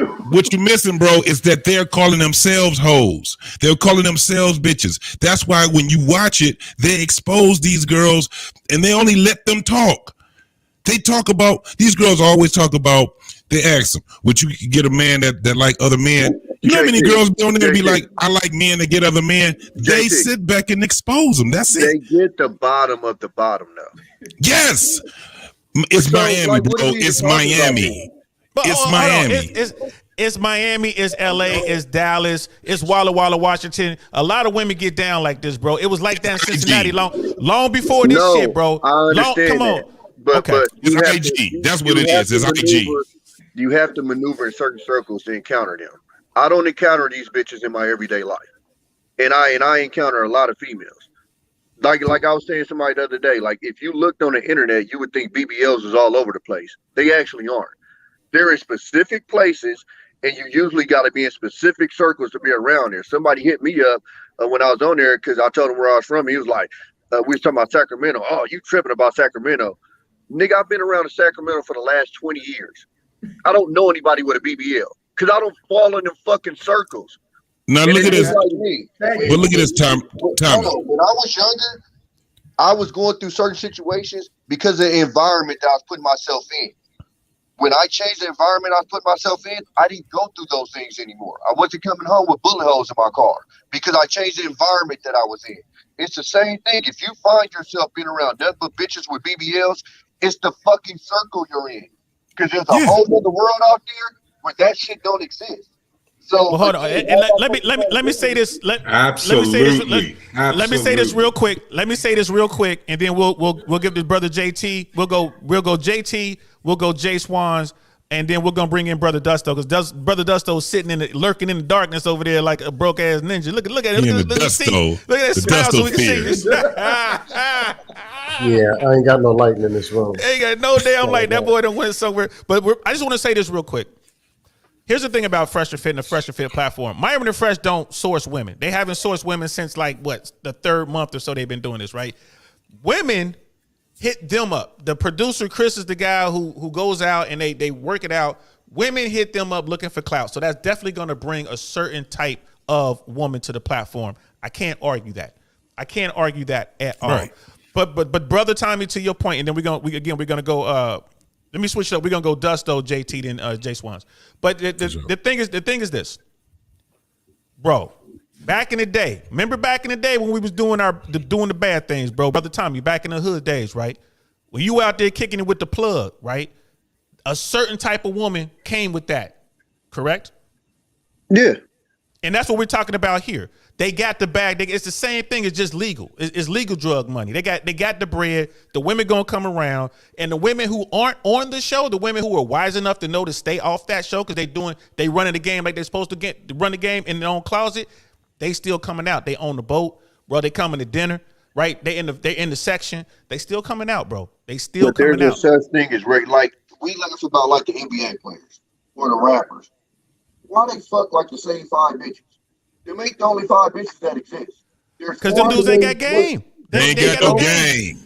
They ain't got game. No, but what I'm saying is there's 400 million people in America. I believe that's a good estimate. Something around that. And you're trying to tell me, or the way that their show is presented is as if this represents even a large portion of what's going on in America. And it's like, nah. What it is usually if you end up around these type of chicks, I ain't gonna lie to you, usually you're doing irresponsible shit. Those type of bras don't hang around with responsible type guys, just to keep it 100 with you. Like the one, I think I know maybe 2 chicks that got BBLs. I know their lifestyle. Matter of fact, one of them was on that show, on that interview with the dude, the rapper with the 14 baby mamas. One of them was on there. I know her personally. I know the lifestyle that she lives. I know the people she tries and intentionally tries to hang around. You understand what I'm saying? It ain't the same circle that I run in, but she done been in the same section as the TIs and a few, like they look for that type of shit. So if I'm in that position and I don't want one of these type of broads, there's regular chicks. Actually, they outnumber those broads. So that's my thing is the way that the show is set up. It's almost to push you that this is the majority of what most men are dealing with out here. And it's like, no, that's what y'all choosing to deal with because y'all chasing these weird ass bitches that look this certain way. And well, here's the thing though, and I will say this about them. They say that when they talk about hypergamy, they talk about female dating strategy. Yes, they do say that, listen, all women to some extent operate this way. Now you know again it's like, okay, can I agree with that? All women operate that way. You can't really agree with all women do this or that, but I do believe in hypergamy. And me and JSWANS, we have an ongoing argument right now, to include my cousin. I do agree with hypergamy. I do agree women want to get the best that they can get. I think men should do the same shit. You know what I mean? So I would not necessarily agree, Brother Tommy, that Fresh&Fit is saying all women are representative of these 3 or 4s we got sitting at the table or whatever. I'm not saying that, but there are elements to these women sitting at the table, what they're talking about, that all women kind of maneuver in, and we can prove that by just watching just Pearly Things, because it's a group of women that on the other side of the ocean doing the same thing. Now, I want to bring Brother Dusto in real quick, man. He's been patiently waiting. Go ahead, bro. Smile so we can see you. Funny. Yeah, I ain't got no liking. Yeah, I'm out the country right now. But I was gonna say is this. When you watch certain content, you gotta observe the content creator, their agenda. and understand that there's a profit factor in this, as well as observe the audience. Who is clicking on this? Who's coming in the chat? What are they asking for? What are they listening? What are they hearing? Sometimes people want to hear what they want to hear. And that's just what it is. If you tell them something different, it's like, no, we're rejecting that because we want to hear what we want to hear. There are some spaces where we're here to beat up the women. So what do you expect to be in the audience? You expect 10,000 subscribers of people who are angry, dry meat, fat, sloppy, whatever, but they're there to beat up the women. So if me, Tommy, and DL Saint go into that chat, hey, man, it's not like that. I actually had a decent woman cook a sandwich for me. No, you're a simp. Red, blue pill. That's just who people are. You can take half that whole chat, throw them over there and put one pretty lady, 125 pounds. Hi, guys. I'm here. I'm feminine. All you see is drool. Oh, my God. Send in super chat. A lot of these people don't want to think. You can tell them something that makes sense. They don't want it. They want to keep being fed what they want to be fed. That's a high percentage. Then there's a small percentage who are there to listen to information or interested in having good conversations. Like us, we can battle something out and we can listen to each other, talk to each other, and actually gain something. But a lot of people are robots. So there are spaces for robots. There are programs for robots, and it's going to be what it's going to be. But isn't that on us to be more responsible than push back harder than what I guess responsible men should? Because my issue is this. Yes, there's a profit motive, but just like everything else in American culture, this shit has leaked into our everyday society, right? Like they're not just leaving this on the Fresh and Fit after our podcast. These young men are now taking this into reality, right? They're behaving like this. And this gets to the bigger point of Fresh and Fit and then the manosphere. It's like, okay, you bring up an excellent point that I brought up before about the audience, but the audience right now is the one causing all these real world domestic violence issues, right? They're the ones who's going through the high suicide rates and the numbers decline and everything. And there needs to be more content creators pushing back on this. Hey, it's the women's fault. Because let's be clear, Fresh and Fit doesn't push back on that. They know what makes them viral and they don't push back on that kind of stuff. And so, go ahead. Go ahead. No, I'll say, I get what you're saying. One thing, how to say it? One thing personal, like to you, understand this is sales. If you're trying to pitch something and get people to listen, if it ain't got butter, it ain't got a bow tie on the end of it like they want it, they're not going to listen to it. So you got to present it in a way where they're willing to receive the message. And more listening, I mean, just because I've heard you in conversation on the other panel, more listening comes before talking. You got to be prepared, prepare a message so you can deliver to a certain audience and accept that most people are going to reject what you have to say. This is survival mode amongst people now. It's going to be some people that have something and some people in the corner bleeding. That's what this world is about to be. Thinking that it's going to be one man for every woman and everybody have a house or everybody got a place to stay and a bread sandwich, it's not going to happen. It's about to get worse. Get who you can. The other one's just going to bleed to death. Accept it. That's what it is. Right, but see, that's my problem. I can't accept it because I agree with what you're saying, but I can't accept that reality, man. No, trust me, I don't want to accept it either. But it is what it is. That's why I'm here, bro, because I got to push back on the guys, on the manosphere guys. Not necessarily us, but what I'm saying is I think it's on us to be more, to push back on that harder because some of you guys have children. Right. And not to pull the father role, but I see the state of these dudes and having a 14 and a 12-year-old daughter right now, bro, I'm scared as shit because I'm like, man, if I see these kind of clowns and they like Fresh and Fit, they like Jordan Peterson, I'm gonna freak the fuck out. Because I'm like, great, man, these dudes are gonna treat my daughters like they pieces of property. They're not actually gonna treat them like they soulmates, like they lovers, like they freaking like partners. But it's more like a support role, man. And that's you know why I disagree with you though? Because I don't think your daughter's gonna deal with them, and that's the problem with these dudes. Exactly. How many times have I told these dudes y'all engage in pussy drying conversations? Like if you're going on a date and you talking any of this shit, ain't that's the last thing you want to talk about. You. What's your body count? Tommy, they're shooting up places now, bro. They But shoot that's now. But hold on, bro. That's a new thing. That's a new thing. No, it's new. Going back to Columbine, bro. They've been shooting up schools for a minute, and we can't put that on. You know what I mean? On anywhere, it's our society. I just talked to my daughter yesterday, and she's 11, and they had some weirdo ass dude that made a threat. So I'm not gonna put that on them cats. I like we've always had those, like the Outcast or whatever, and I don't know if Columbine started that. It seems like they did, because that was a real first big one, and it's just kind of been a trend ever since. So I don't want to put that on them, but I'm just saying, just natural selection.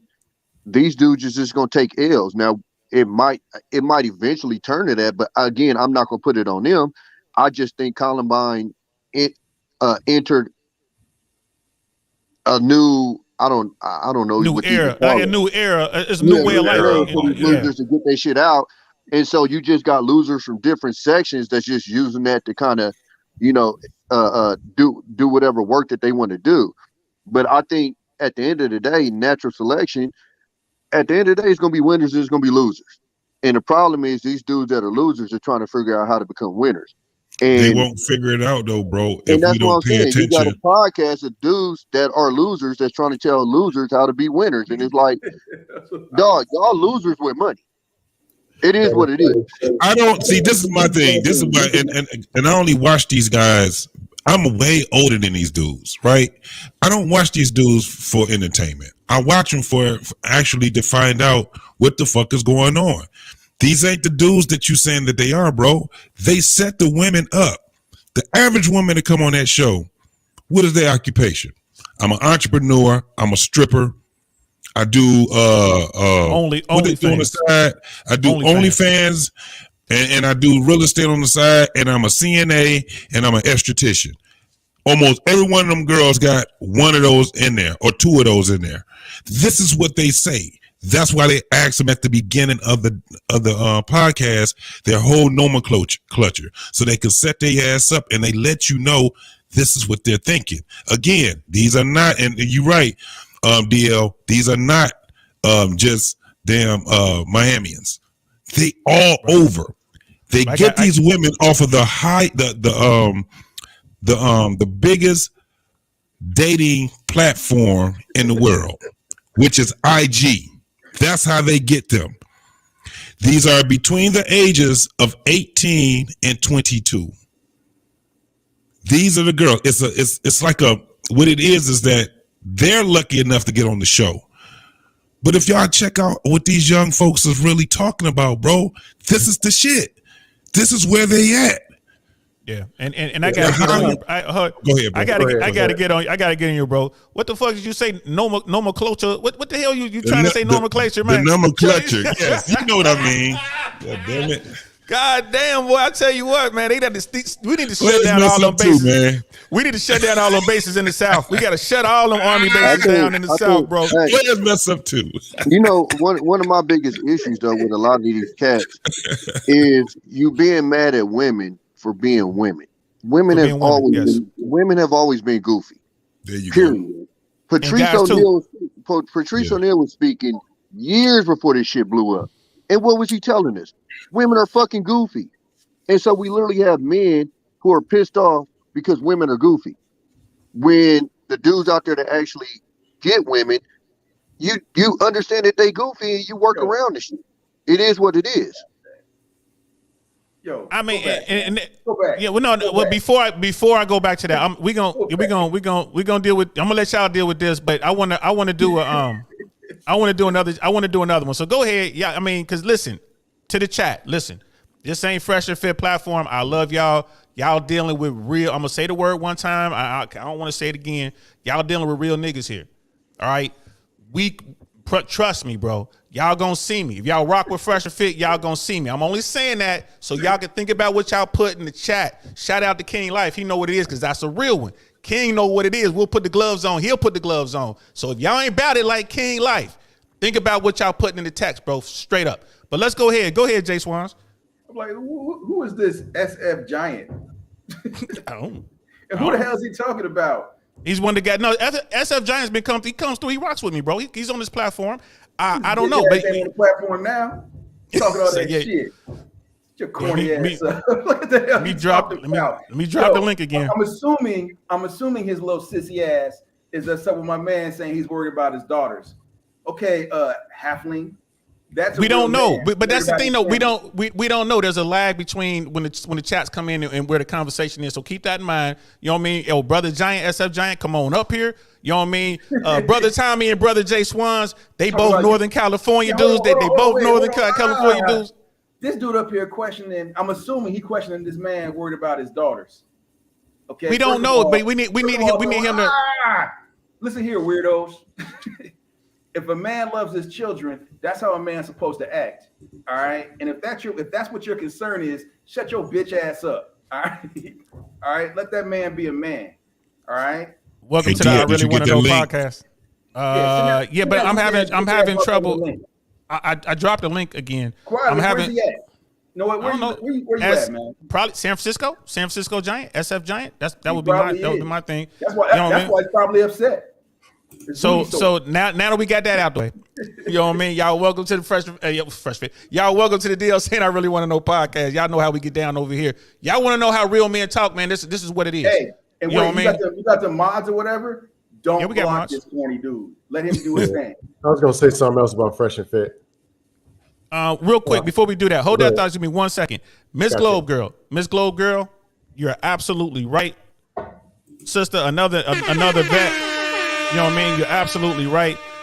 So I'm gonna try to do that for the rest of the show, Miss Globe Girl. I'm not gonna say 304. I'm not gonna say bitches. Right? Hey. If I do, keep track. Every time I slip up and I let it out, JSWANS is gonna smack me in the head. All right, and he'll see me. I'm gonna see him in a couple weeks. And you know what's crazy about that? We done talked about that.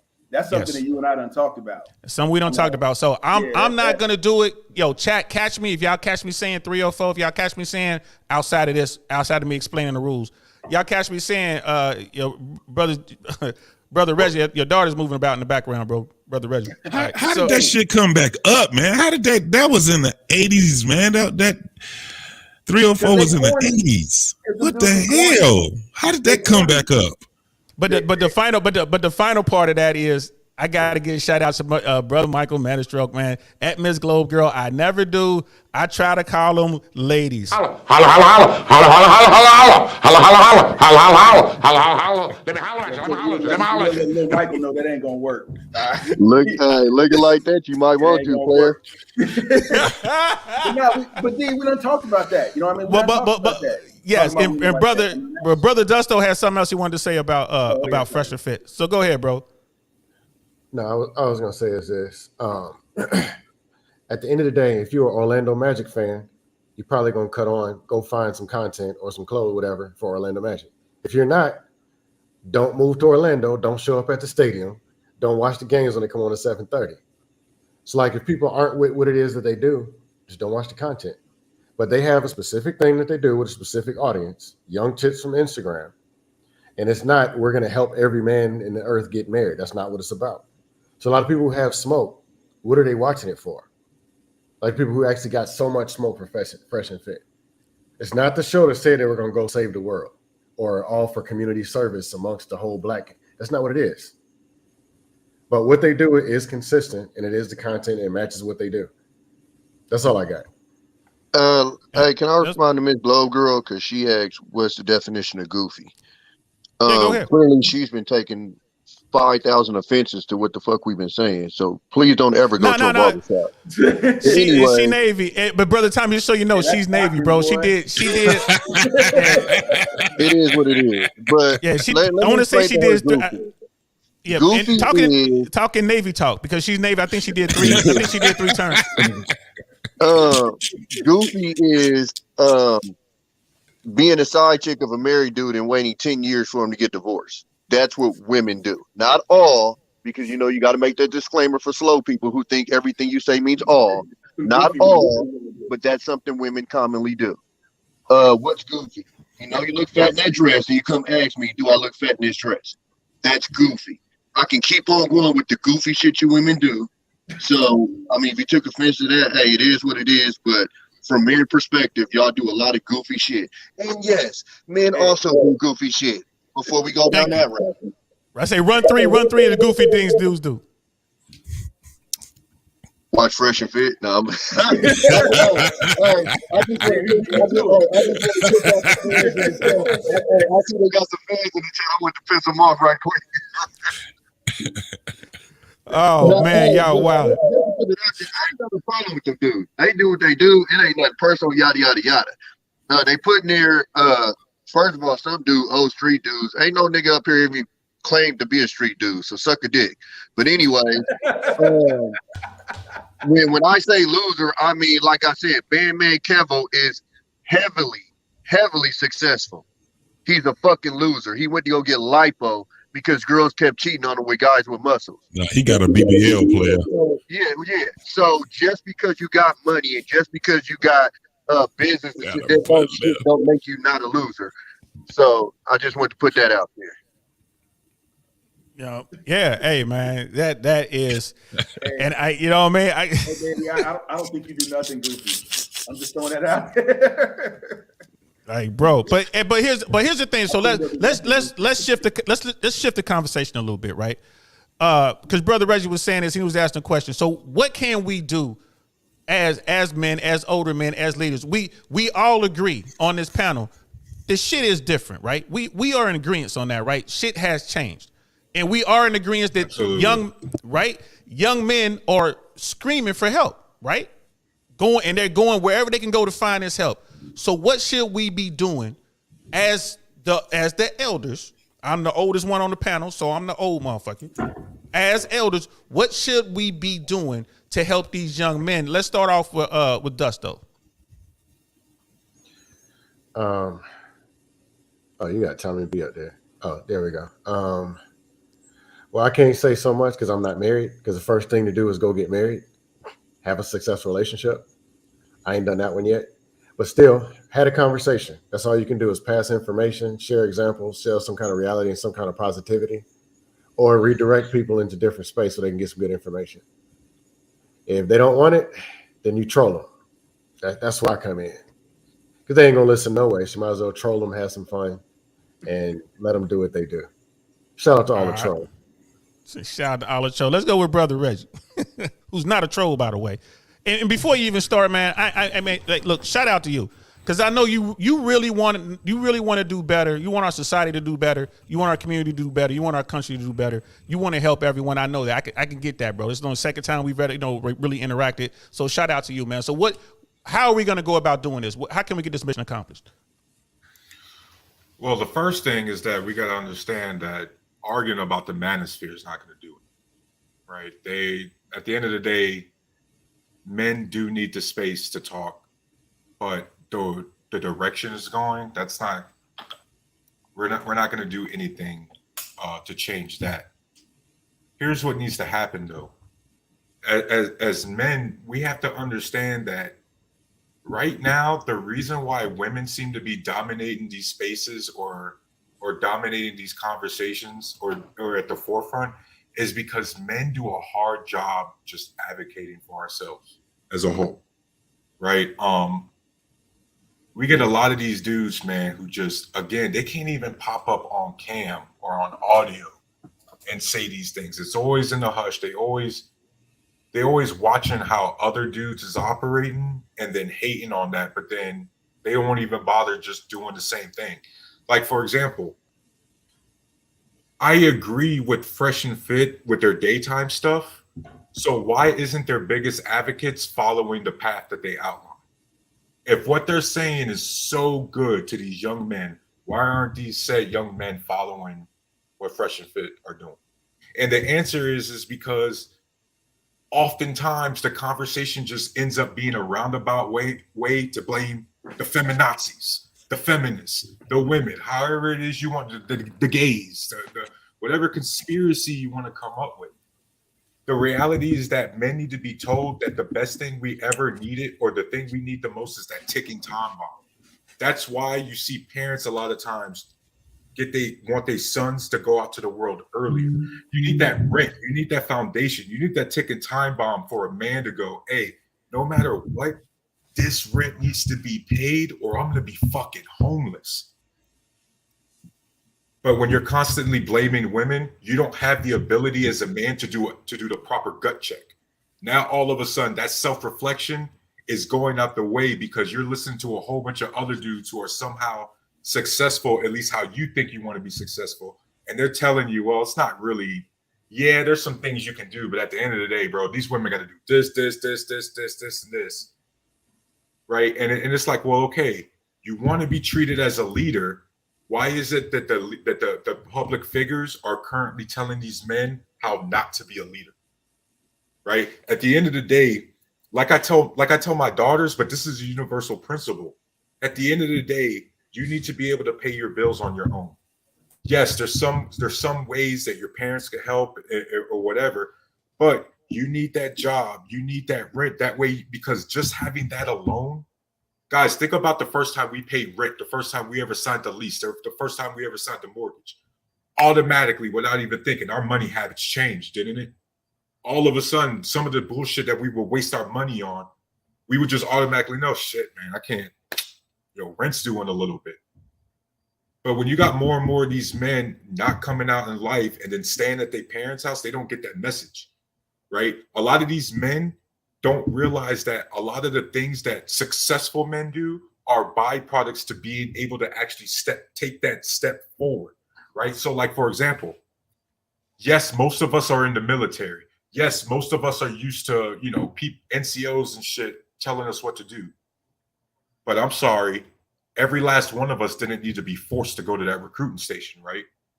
At the end of the day, we made that decision to go to MEPS.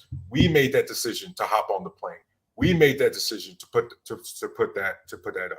And that's the same thing that our men who don't join the military, the civilian version, that's what they need to be told as well. Like at the end of the day, if you're not willing to meet society halfway, you're not obligated to shit, right? Like there's too many men my age, I'm 35 years old. There's too many men complaining about women and they still stay at their fucking mom's house. Like it don't matter how many kids that woman's got. She got a better life than you because you stay at your fucking mom's house, right?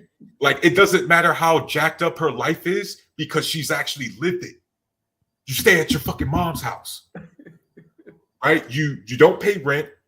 You still on your fucking parents' cell phone and cell phone plan, right? You don't have any fucking responsibilities, but you want to be treated like a leader despite not having the resume that says you qualified to be treated like one. You want to be treated like an alpha, but you ain't got the resume that says anybody should respect you, right? And so I look at it from being married for 15 years. I've always looked at my marriage like a pride, like a lion. Like, okay, my job as a husband and father is protect the castle, right? Women do the hunting, right? Women do a lot of the raising and prides, right? But guess what? In order for a lion to get that pride, guess what he had to learn how to do first? He had to learn how to hunt first. He had to learn how to fight first. He had to learn how to actually be an individual man before he's even qualified to try to fight for a pride or get his own pride. But a lot of these dudes and a lot of this manosphere, they convincing these guys that they could skip the process like a fucking cheat code in a video game. You could just skip to the process, get the battle pass, and now you're ahead of the game. That's not how fucking life works, right? Like everything that I've had to do to get to this point with a mortgage in my name, with the cars in the driveway and everything, I had to do constant, nonstop gut checks. There was no situation where I could look at a woman or look at my wife or look at my daughters and go, "This is your fault. I can't shine right now." What kind of whole shit is that? You know what I mean? Like I'm not with that. And so right now we need to be, as men, telling these guys, giving them a real outline of how to live about life, because right now the only thing they're getting is to take hardcore drugs and blame women for why they're not getting laid. Okay, and real quick, since you up here, I want to give you an opportunity to answer Brother Smeeble's statement here. It's like, but the whole rant comes down to men becoming feminized and women becoming masculine. Is that what you mean or no? And he's not being facetious. He's not trying to come after you. This is a serious question. And it's on the bottom of the screen. You see it right there? You talk about, but the whole rant comes down to men becoming feminized and women. Oh my God, bro. This is. And do me a favor. Do me a favor. That's just like real quick. Because he's not, he's not trying to fuck. He's not trolling you. That's a real question. Yeah, I know. And 70% of that is correct. I need to dial it back, right? Shit, you ain't got to dial it back. Just be quick about it. That's all I'm saying. We got to get to everybody else. The thing is that you guys, there's a thin line between being masculine and just being a fucking douchebag. And right now, the Fresh and Fit clowns clearly don't know the difference. Right? There's a difference between having a commanding presence and demanding that people respect you. Those are two different things, and everybody on this panel knows it. There's a difference between how you behave, how you present yourself in public, and then the people who are like the Donald Trumps and the Kanyes, or like these manosphere guys. Like, one of the things that bothered me the most was the Andrew Tate video where he was like he was describing how he talks to women and was calling them all kind of bitches. And I'm like, bro, what kind of woman are you hanging around with that she actually lets you talk like that and get it off? All right, we're gonna have to do another show about that. Because the women that I grew up around, they would smack the fucking taste out of your mouth talking to them like that. So, and just real quick, just to address that again, don't want to make this Andrew Tate, but he doesn't talk to women like that. What you saw in that video was him being entertaining. The shit wasn't. No, that's not entertaining. DL, this is the problem. These dudes are not taking it as entertainment anymore.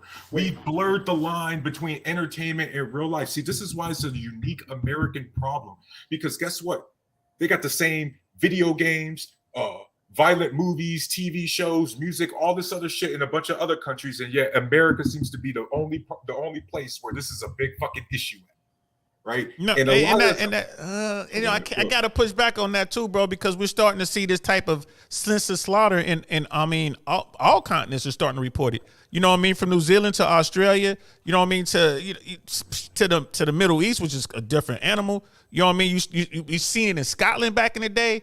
You know what I mean? So I don't know if I can be with you 100% on that. When has the Middle East not been like that toward? But I said, but that's why I was like, but what we're seeing now is like you're seeing it in Canada, right? You see people getting slashed in London. You're seeing people getting shot up. You know what I mean? In Australia and New Zealand, it is what it is. We have to leave it right there because save it for final thoughts, which we're coming up on, and I'm gonna let you go back and finish your rant on final thoughts. I just want to give it to everyone else because we run out of time, bro. Your passion, bro. You should have been airborne, man. At least air assault. Tell me you went to air assault school. Did you go air assault? You didn't even do that. Man, I was at 88 Mike. We running HETS and convoy security in Iraq, and I'm proud of that shit. All right, y'all could jump out of planes all you want.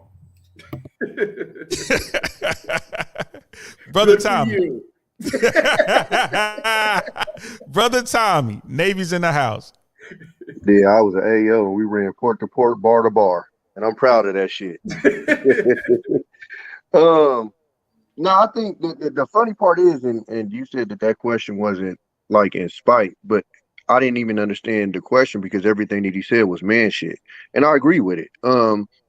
Become the best version of yourself, and then whatever options you have from there, be cool with it. I think the problem is a lot of these cats are acting more like women than the women. You know, they're getting emotional because they're not getting chose. Where, you know, like when I grew up, my pops told me, you know, you don't get mad because somebody don't like you because there's gonna be somebody out there that you ain't gonna like. That's how it go. The same way that I might spit at a chick and she be like, nah, it's a chick out there that might spit at me and I'll be like, nah. Everybody has, you know, the freedom to tell you no. The problem is these cats are getting told no and then they're becoming spiteful. And that's a large part of why I don't like that nighttime show that they have, because you got a lot of these cats that are angry at women that cheer on, you know, some of the shit that they do, you know, to the girl. And mind you, I don't give a fuck about them chicks that they have on there. So I'm not on here like I'm trying to save them broads or whatever. They chose to come on there, yada, yada, yada.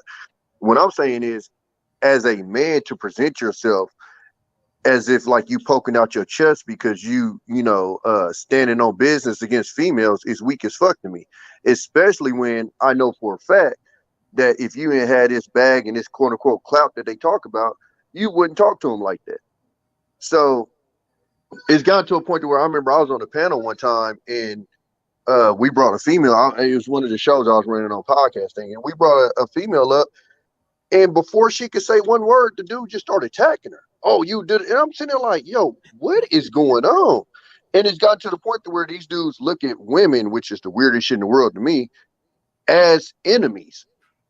And the biggest thing that's been confusing me in this space is, how do you expect people that you look at as adversaries or enemies or ops or however you want to say them, how do you expect them to then want to like you? And that's what a lot of these cats don't understand. I tell a lot of these cats, like, y'all talk all of this shit on the thing, and you don't understand that you also bring that energy, whether you're on here talking about it or not, because it's in you. So you'll be having a conversation with a chick, and it's no different than us. If we talk to a chick and she has an attitude that she hates men, that's going to exude from her if you're paying attention. You're going to catch on to that. And 9 times out of 10, if I've been in that situation, oh, I'm cool. She one of them. You know what I'm saying? So I think a lot of these cats need to kind of change their attitude towards women. You just take the shit on the chin. If they ain't choosing you, look inside first. See what you might not be doing right first. Fix that. And then, you feel me, go out there and see if you can snatch that. 9 times out of 10, if you fix yourself, they're going to come. It's just, I mean, some of my ugliest homeboys that I kick it with, they've gotten women. So even when I came into this situation and I've seen that a third of guys are virgins, like, it just didn't even make sense to me. But the biggest thing that a lot of these cats need to work on is their confidence. And I don't know how to instill that into a man, especially if you're already grown. But confidence is one of the biggest things that I see lacking in a lot of these chats and a lot of these conversations with a lot of these cats. It's just the confidence is at a crazy low right now. All right. That's what's up. So confidence is a big one. You know what I mean? We'll get JSWANS in here, man. Get the super duper paratrooper on here, bro. What say you? Bro, I don't even remember what the question was, man. They're like 45 how can we? Yeah, I know. My bad. Then we and fellas, just so y'all know, that's gonna be final thoughts as well. That's gonna be everybody's final thoughts. We're gonna get Brother Taroos one last go at it after Brother JT. But yo, man, like, this is like final thoughts.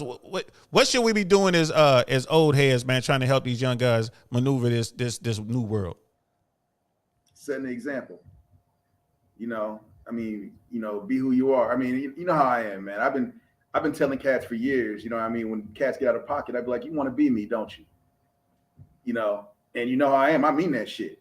You know what I mean? I have an amazing life and I've worked for it. You know, I've been blessed truly. You know, I've been blessed with an amazing woman who sets the example for women around her. You know, I mean, I would argue that every woman we deal with is a high value woman. You know, every woman in my circle, every man in my circle is a high value man. And I've had young men walk up to me and be like, hey, can I just talk to you? Out of the blue. I told you what happened on the cruise with my wife. You know what I mean?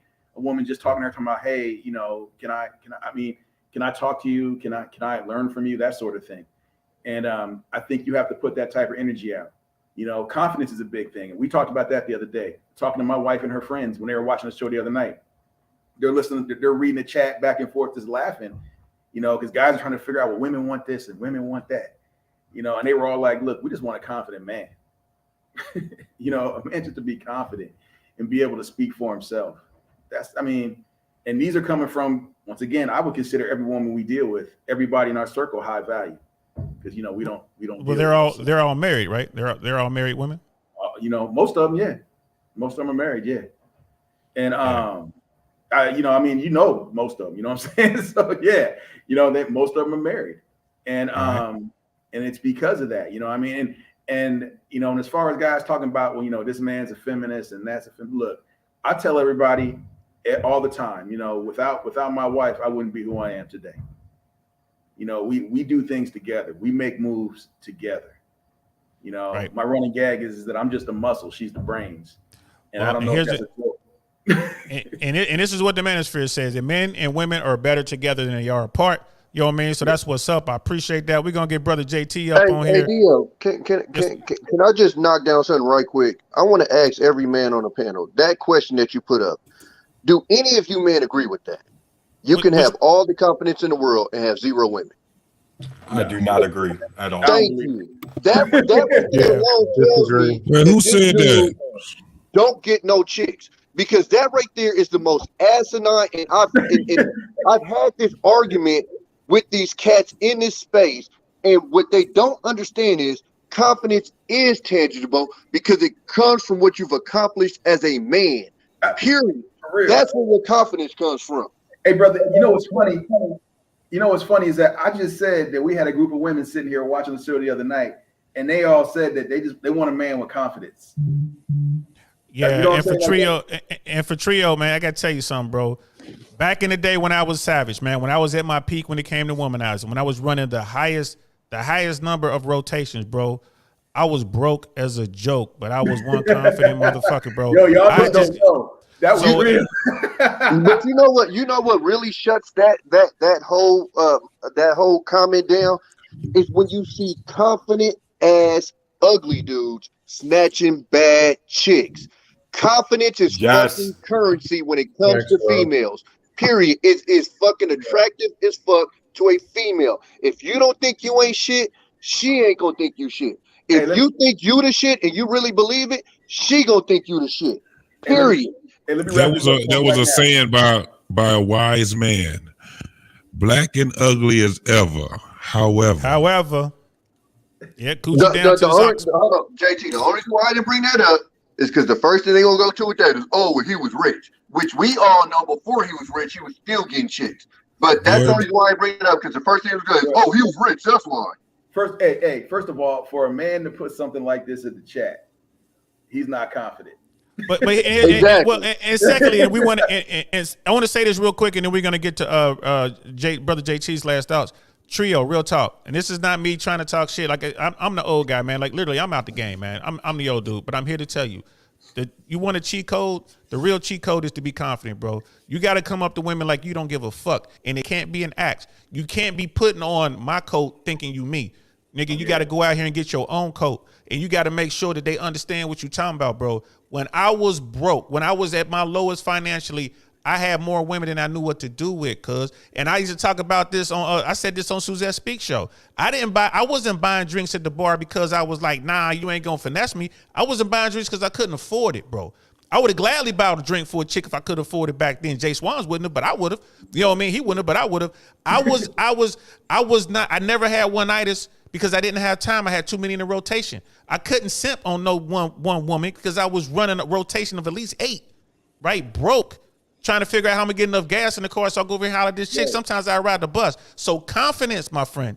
Confidence is key. Why is everybody crazy? Just one, and I'll let you go. Just one last little part. Why is everybody going crazy over Andrew Tate? Say what you want to say about that man, but you cannot say he's not confident.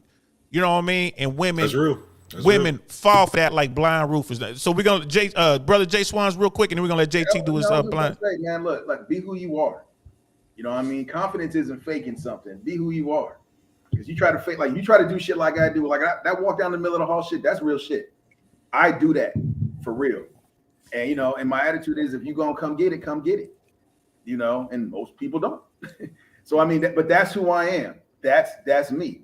Everybody can't be me. You know, DL don't do that. He be telling me to stop. You know what I mean? Yeah, because I don't feel like fighting sometimes. Like, man, we're gonna have to fight, bro. You walking down the middle of it, we're gonna have to fight somebody. It is what it is. You know what I mean? But that's who I am, though. That's Jay. That's who I am. That's who I've always been. You know, that's how I was raised. That's, you know, that's my family lineage. That's who we are. Be who you are. You know what I mean? If you a nerdy dude and you a corny dude, be that dude.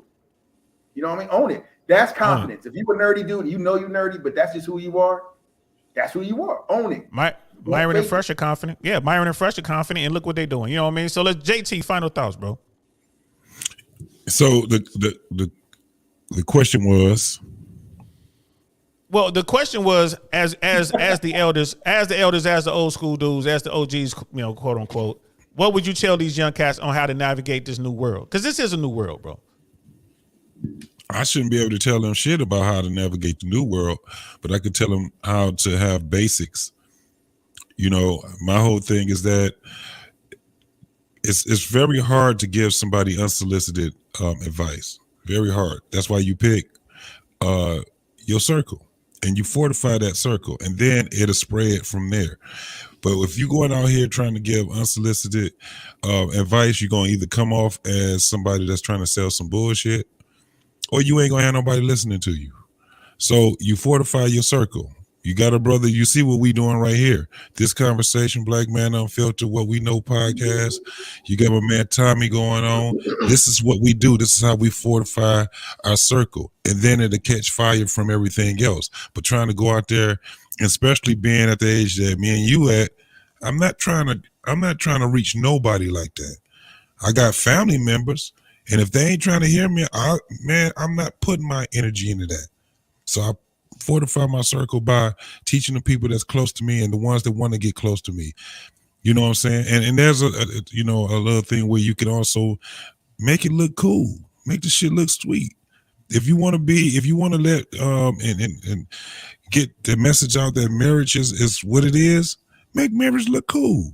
Quit telling people that it's hard work and that's all you can hear. No, tell them how great it is. Tell them the joy that it is. Tell them what's behind that. You get to have some damn kids that you can mold to have your own, and hopefully they'll be as great as they want to be. But at a minimum, they're gonna be some great people. But how you gonna tell somebody that's out here and think they got all the answers? I ain't got the answer for that, brother. All I know is that you got to fortify your circle, man, and the ones that's close to you. You saying don't tell nobody marriage is hard work? No, I'm saying don't tell them that it's grueling and it's only hard work. That there's joy in that, man. It's joy into being able to tell your stories with somebody that you created history with 20 years, 30 years. There's a lot of shit that went on in marriages, and people will be like, you can really write a book being with somebody that long, 50 years. It's not just something where you had to do it. You chose that person, they chose you, and y'all chose how to fortify y'all family together. All right, so that's my whole thing.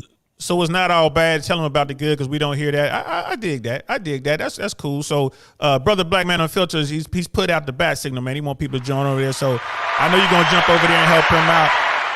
Brother JT, thanks for coming through, man. Thanks for all the wisdom, man. We definitely gonna have to circle back and come up on this topic one more again. This is not gonna be the only time we talk about it. Tell brother Black Man I'll be over there directly, bro. I'm gonna holler at you later. Peace. No doubt. Got you. And brother Tommy, real quick, I'm gonna go through, and brother Taroos, you're gonna get the absolute final thoughts on this. You're gonna get the final word. But brother Tommy, man, thanks for coming through, man. Where can people find you? I'm about to start streaming. Now I gotta get my damn microphone fixed because my daughter messed it up. But when I get my microphone situation together, I'm gonna start doing some streams. But it's a Cowboy and Chill with Tommy B.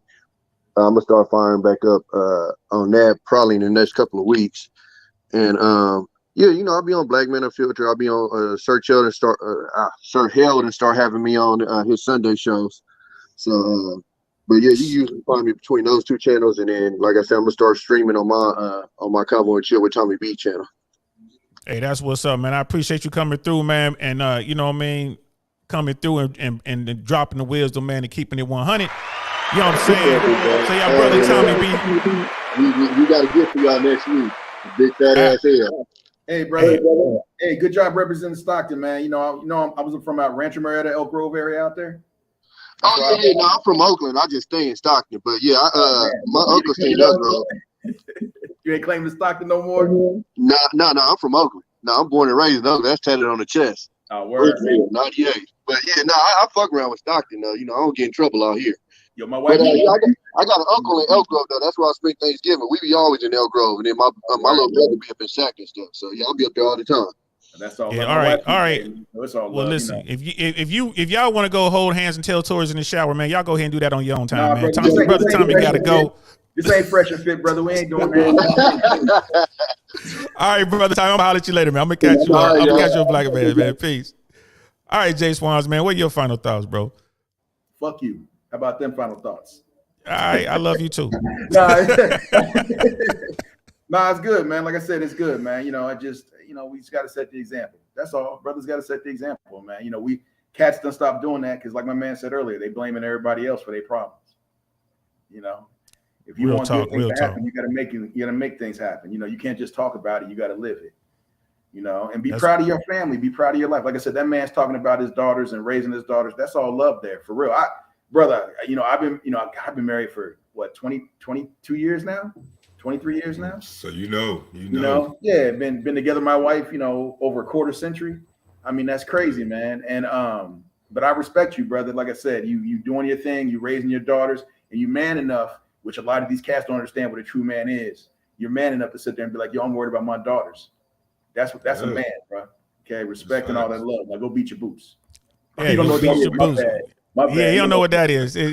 Tell him front lean arrest. Tell him front lean arrest. He don't know nothing about beating his boots, bro. But y'all are out of line. Oh my god, man. and if anybody want to know where to catch JSWANS, you can catch him over here, bro. You can catch him on Dale saying I really want to know podcast. You catch him on Downrange Podcast, where he's my co-host over there. We talk all things politics. It's like this, but harder. Yo, bro, as always, man. Thanks for being there, bro. Thanks for always being there. I'm gonna holler at man. Hit me up later. All right, bro. Peace. Peace.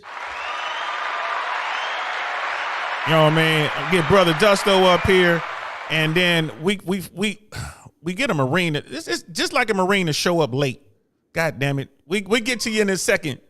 We'll get to you in a second, brother Marcus. My bad, man. You hear me? I'm like sick right now. I'm like blowing up chunks and stuff. Oh, don't throw up, but we can hear you, man. Don't give us that beer bug.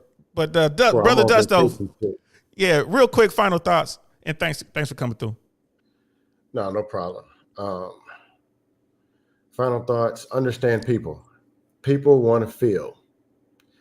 They don't want to be, they don't want to have, they don't want to do, they don't want to become, they want to feel something. That's the nature that you got to understand to talk and listen to people first. Especially women, but now you got a lot of men who think like women or who are lacking identities and become emotional like women, and they want to feel. The biggest breakdown, the biggest thing that's lacking is communication. People don't know how to talk to each other or listen to each other. And that goes to men and women in dating. This comes to the gender wars, the separation amongst communities and all this stuff. It all comes down to communication. What network can you build? What people can you talk to? Who can you get to listen? Who can you get to follow? Can you influence? Can you connect? Can you get your foot in the door? A lot of people can't talk. They can't listen. And then comes their emotion. It's usually going to be rage. It's going to be disappointment, or it's going to be depression. It's going to be a big separation that's going to happen in these few years. I hate to say it. There's going to be people who have something and people who don't. For every one person that gets it, there's 3 more being produced that don't get it and ain't going to get it. And they're talking amongst each other, flocking out and festering all that energy. It's going to be people over here and all of them over there somewhere. There won't be a middle ground anymore. That's what's happening. It just is what it is. It is what it is, man. Wiser words were never spoken. What's good? Hey, where can everybody find you, bro? You find me in any of these places, usually hopping on, trolling, cracking jokes, and roasting somebody, then getting off. But you can find me on the Black Man at a Waffle House too. Yeah. No, find me on Black Man Unfiltered's network, the DUSTO, Thursday, 7 p.m. Eastern Standard Time. It is not a serious show, but some of y'all need to laugh because I'm looking at y'all's blood pressure. Y'all need to laugh. 30-minute show, Thursday, 7 p.m. Eastern Standard Time. Not this Thursday because you're out of country, right? It'll be next Thursday. Yeah, I'm out the country. I'm in DR. Okay. And no, he's not a passport bro. You're a passport bro. Not a passport bro. No, he's not. He just likes to travel.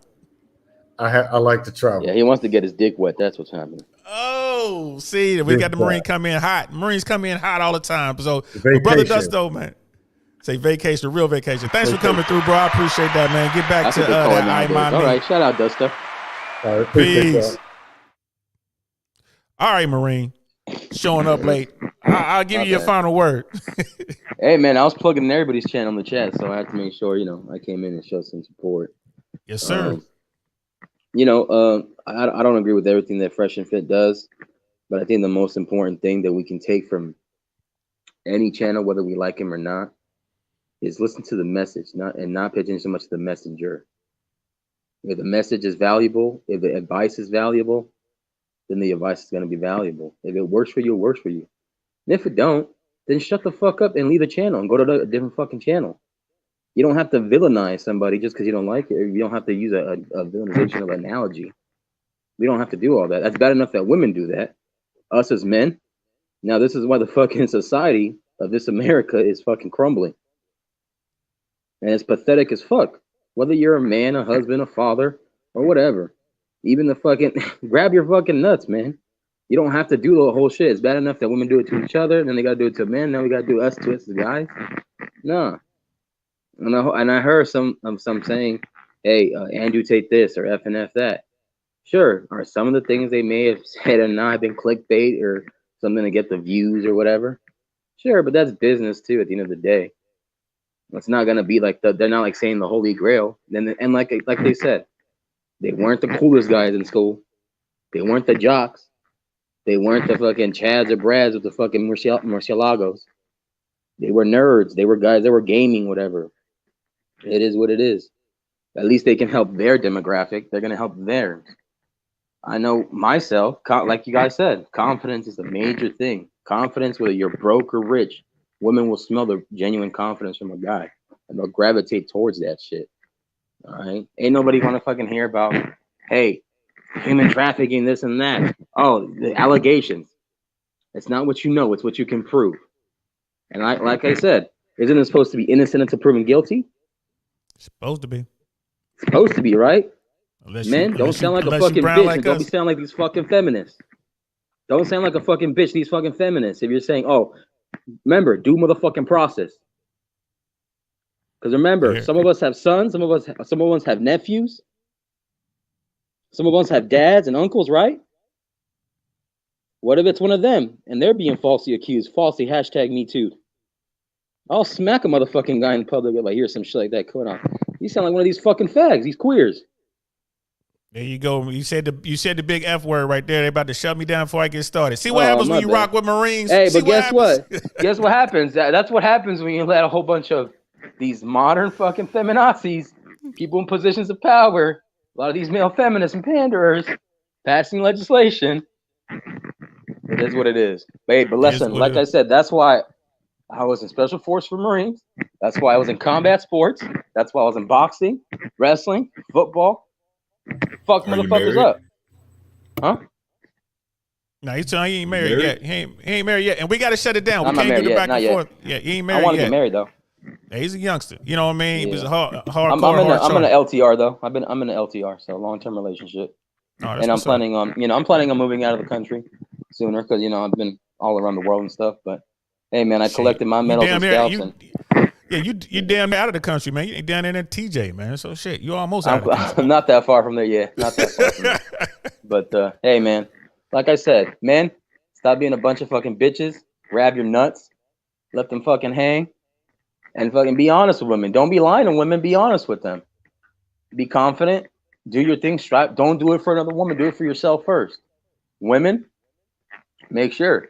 Hey, don't surround yourself around the bad influence of women. Because some of y'all young girls that are daughters can get the wrong influence from the wrong women too. Men, y'all too. Make sure you be around the actual, honest, real men.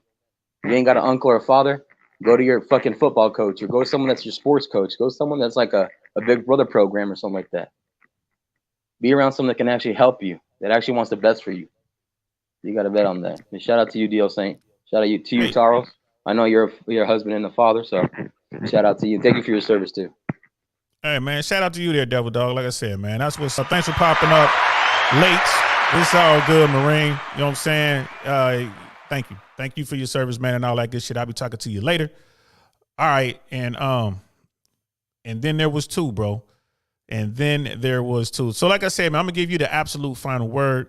So rock that out, man. Go right ahead.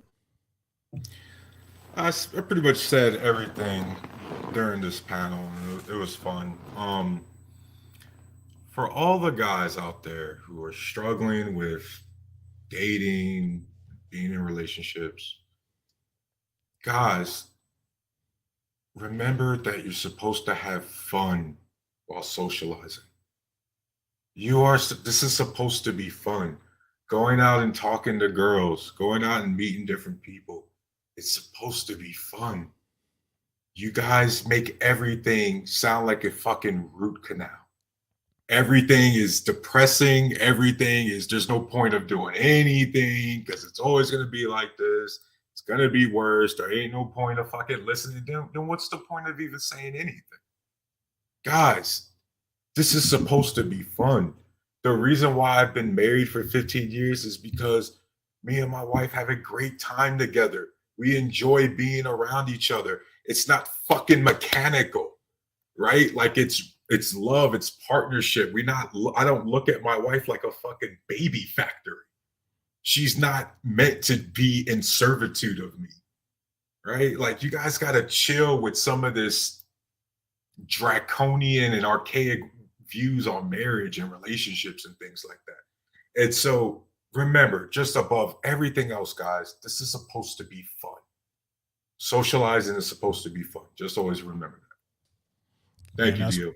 Hey, you're welcome, bro. I'm gonna put you in the back chat. Don't go away, man. I'm gonna close out real quick. And me and you and Brother Dusto probably chop it up for a hot second. Yo, hey, listen, y'all. Thanks for rocking with me. Y'all see how we doing it over here on this platform, man. And this is what I want to say, my final thoughts, right? People are hurting. Men are hurting. Women are hurting. Our children are hurting. Right? Things have changed. No one goes outside. No one socializes. I'm working on the show right now. I'm going to show you the stats. Be looking for the thumbnail. We are not socializing anymore. Everyone's going virtual. The whole nine. People, get out there and say hi to your neighbors, right? Get out there and say hi to the police officer if he's not harassing you. Shout out to the cops, right? Say hello and make eye contact with people when you're walking around, right? Everyone's not a lunatic. We are social beings. Humans are not meant to be isolated. A lot of the problems we're having right now is because of that. Yeah, y'all know I rock with the red pill world. I don't have to agree with everything over there. But I can tell you this, for men, get your confidence up, right? And don't let it be an act. Truly believe in yourself, man. Get your confidence up. Your world will change overnight if you truly believe in yourself. If you out there playing, you faking the funk, you playing a role, you trying to be somebody else, you're not gonna have any success whatsoever. Right? You taking that, talking to all military guys on this panel tonight. Every last one of us has confidence. I don't care if they were paratrooper or not, airborne, not airborne, Marine, sailor, Army, don't matter. Right? We are all 100% confident and you can get some. You know what I mean? That's real men. Ladies, the world is not a fairy tale. Ladies, try to get what you want, but don't let that be the end all, the be all. The numbers are out there. I've heard people talk about it.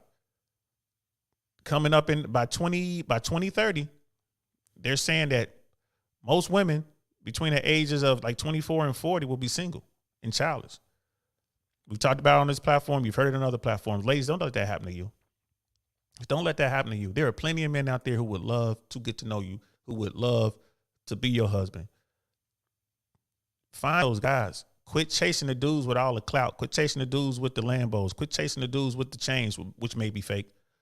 Quit chasing the dudes who are out there that just want to run your Foxy Brown, run through you and go to the next one. Quit doing it, y'all.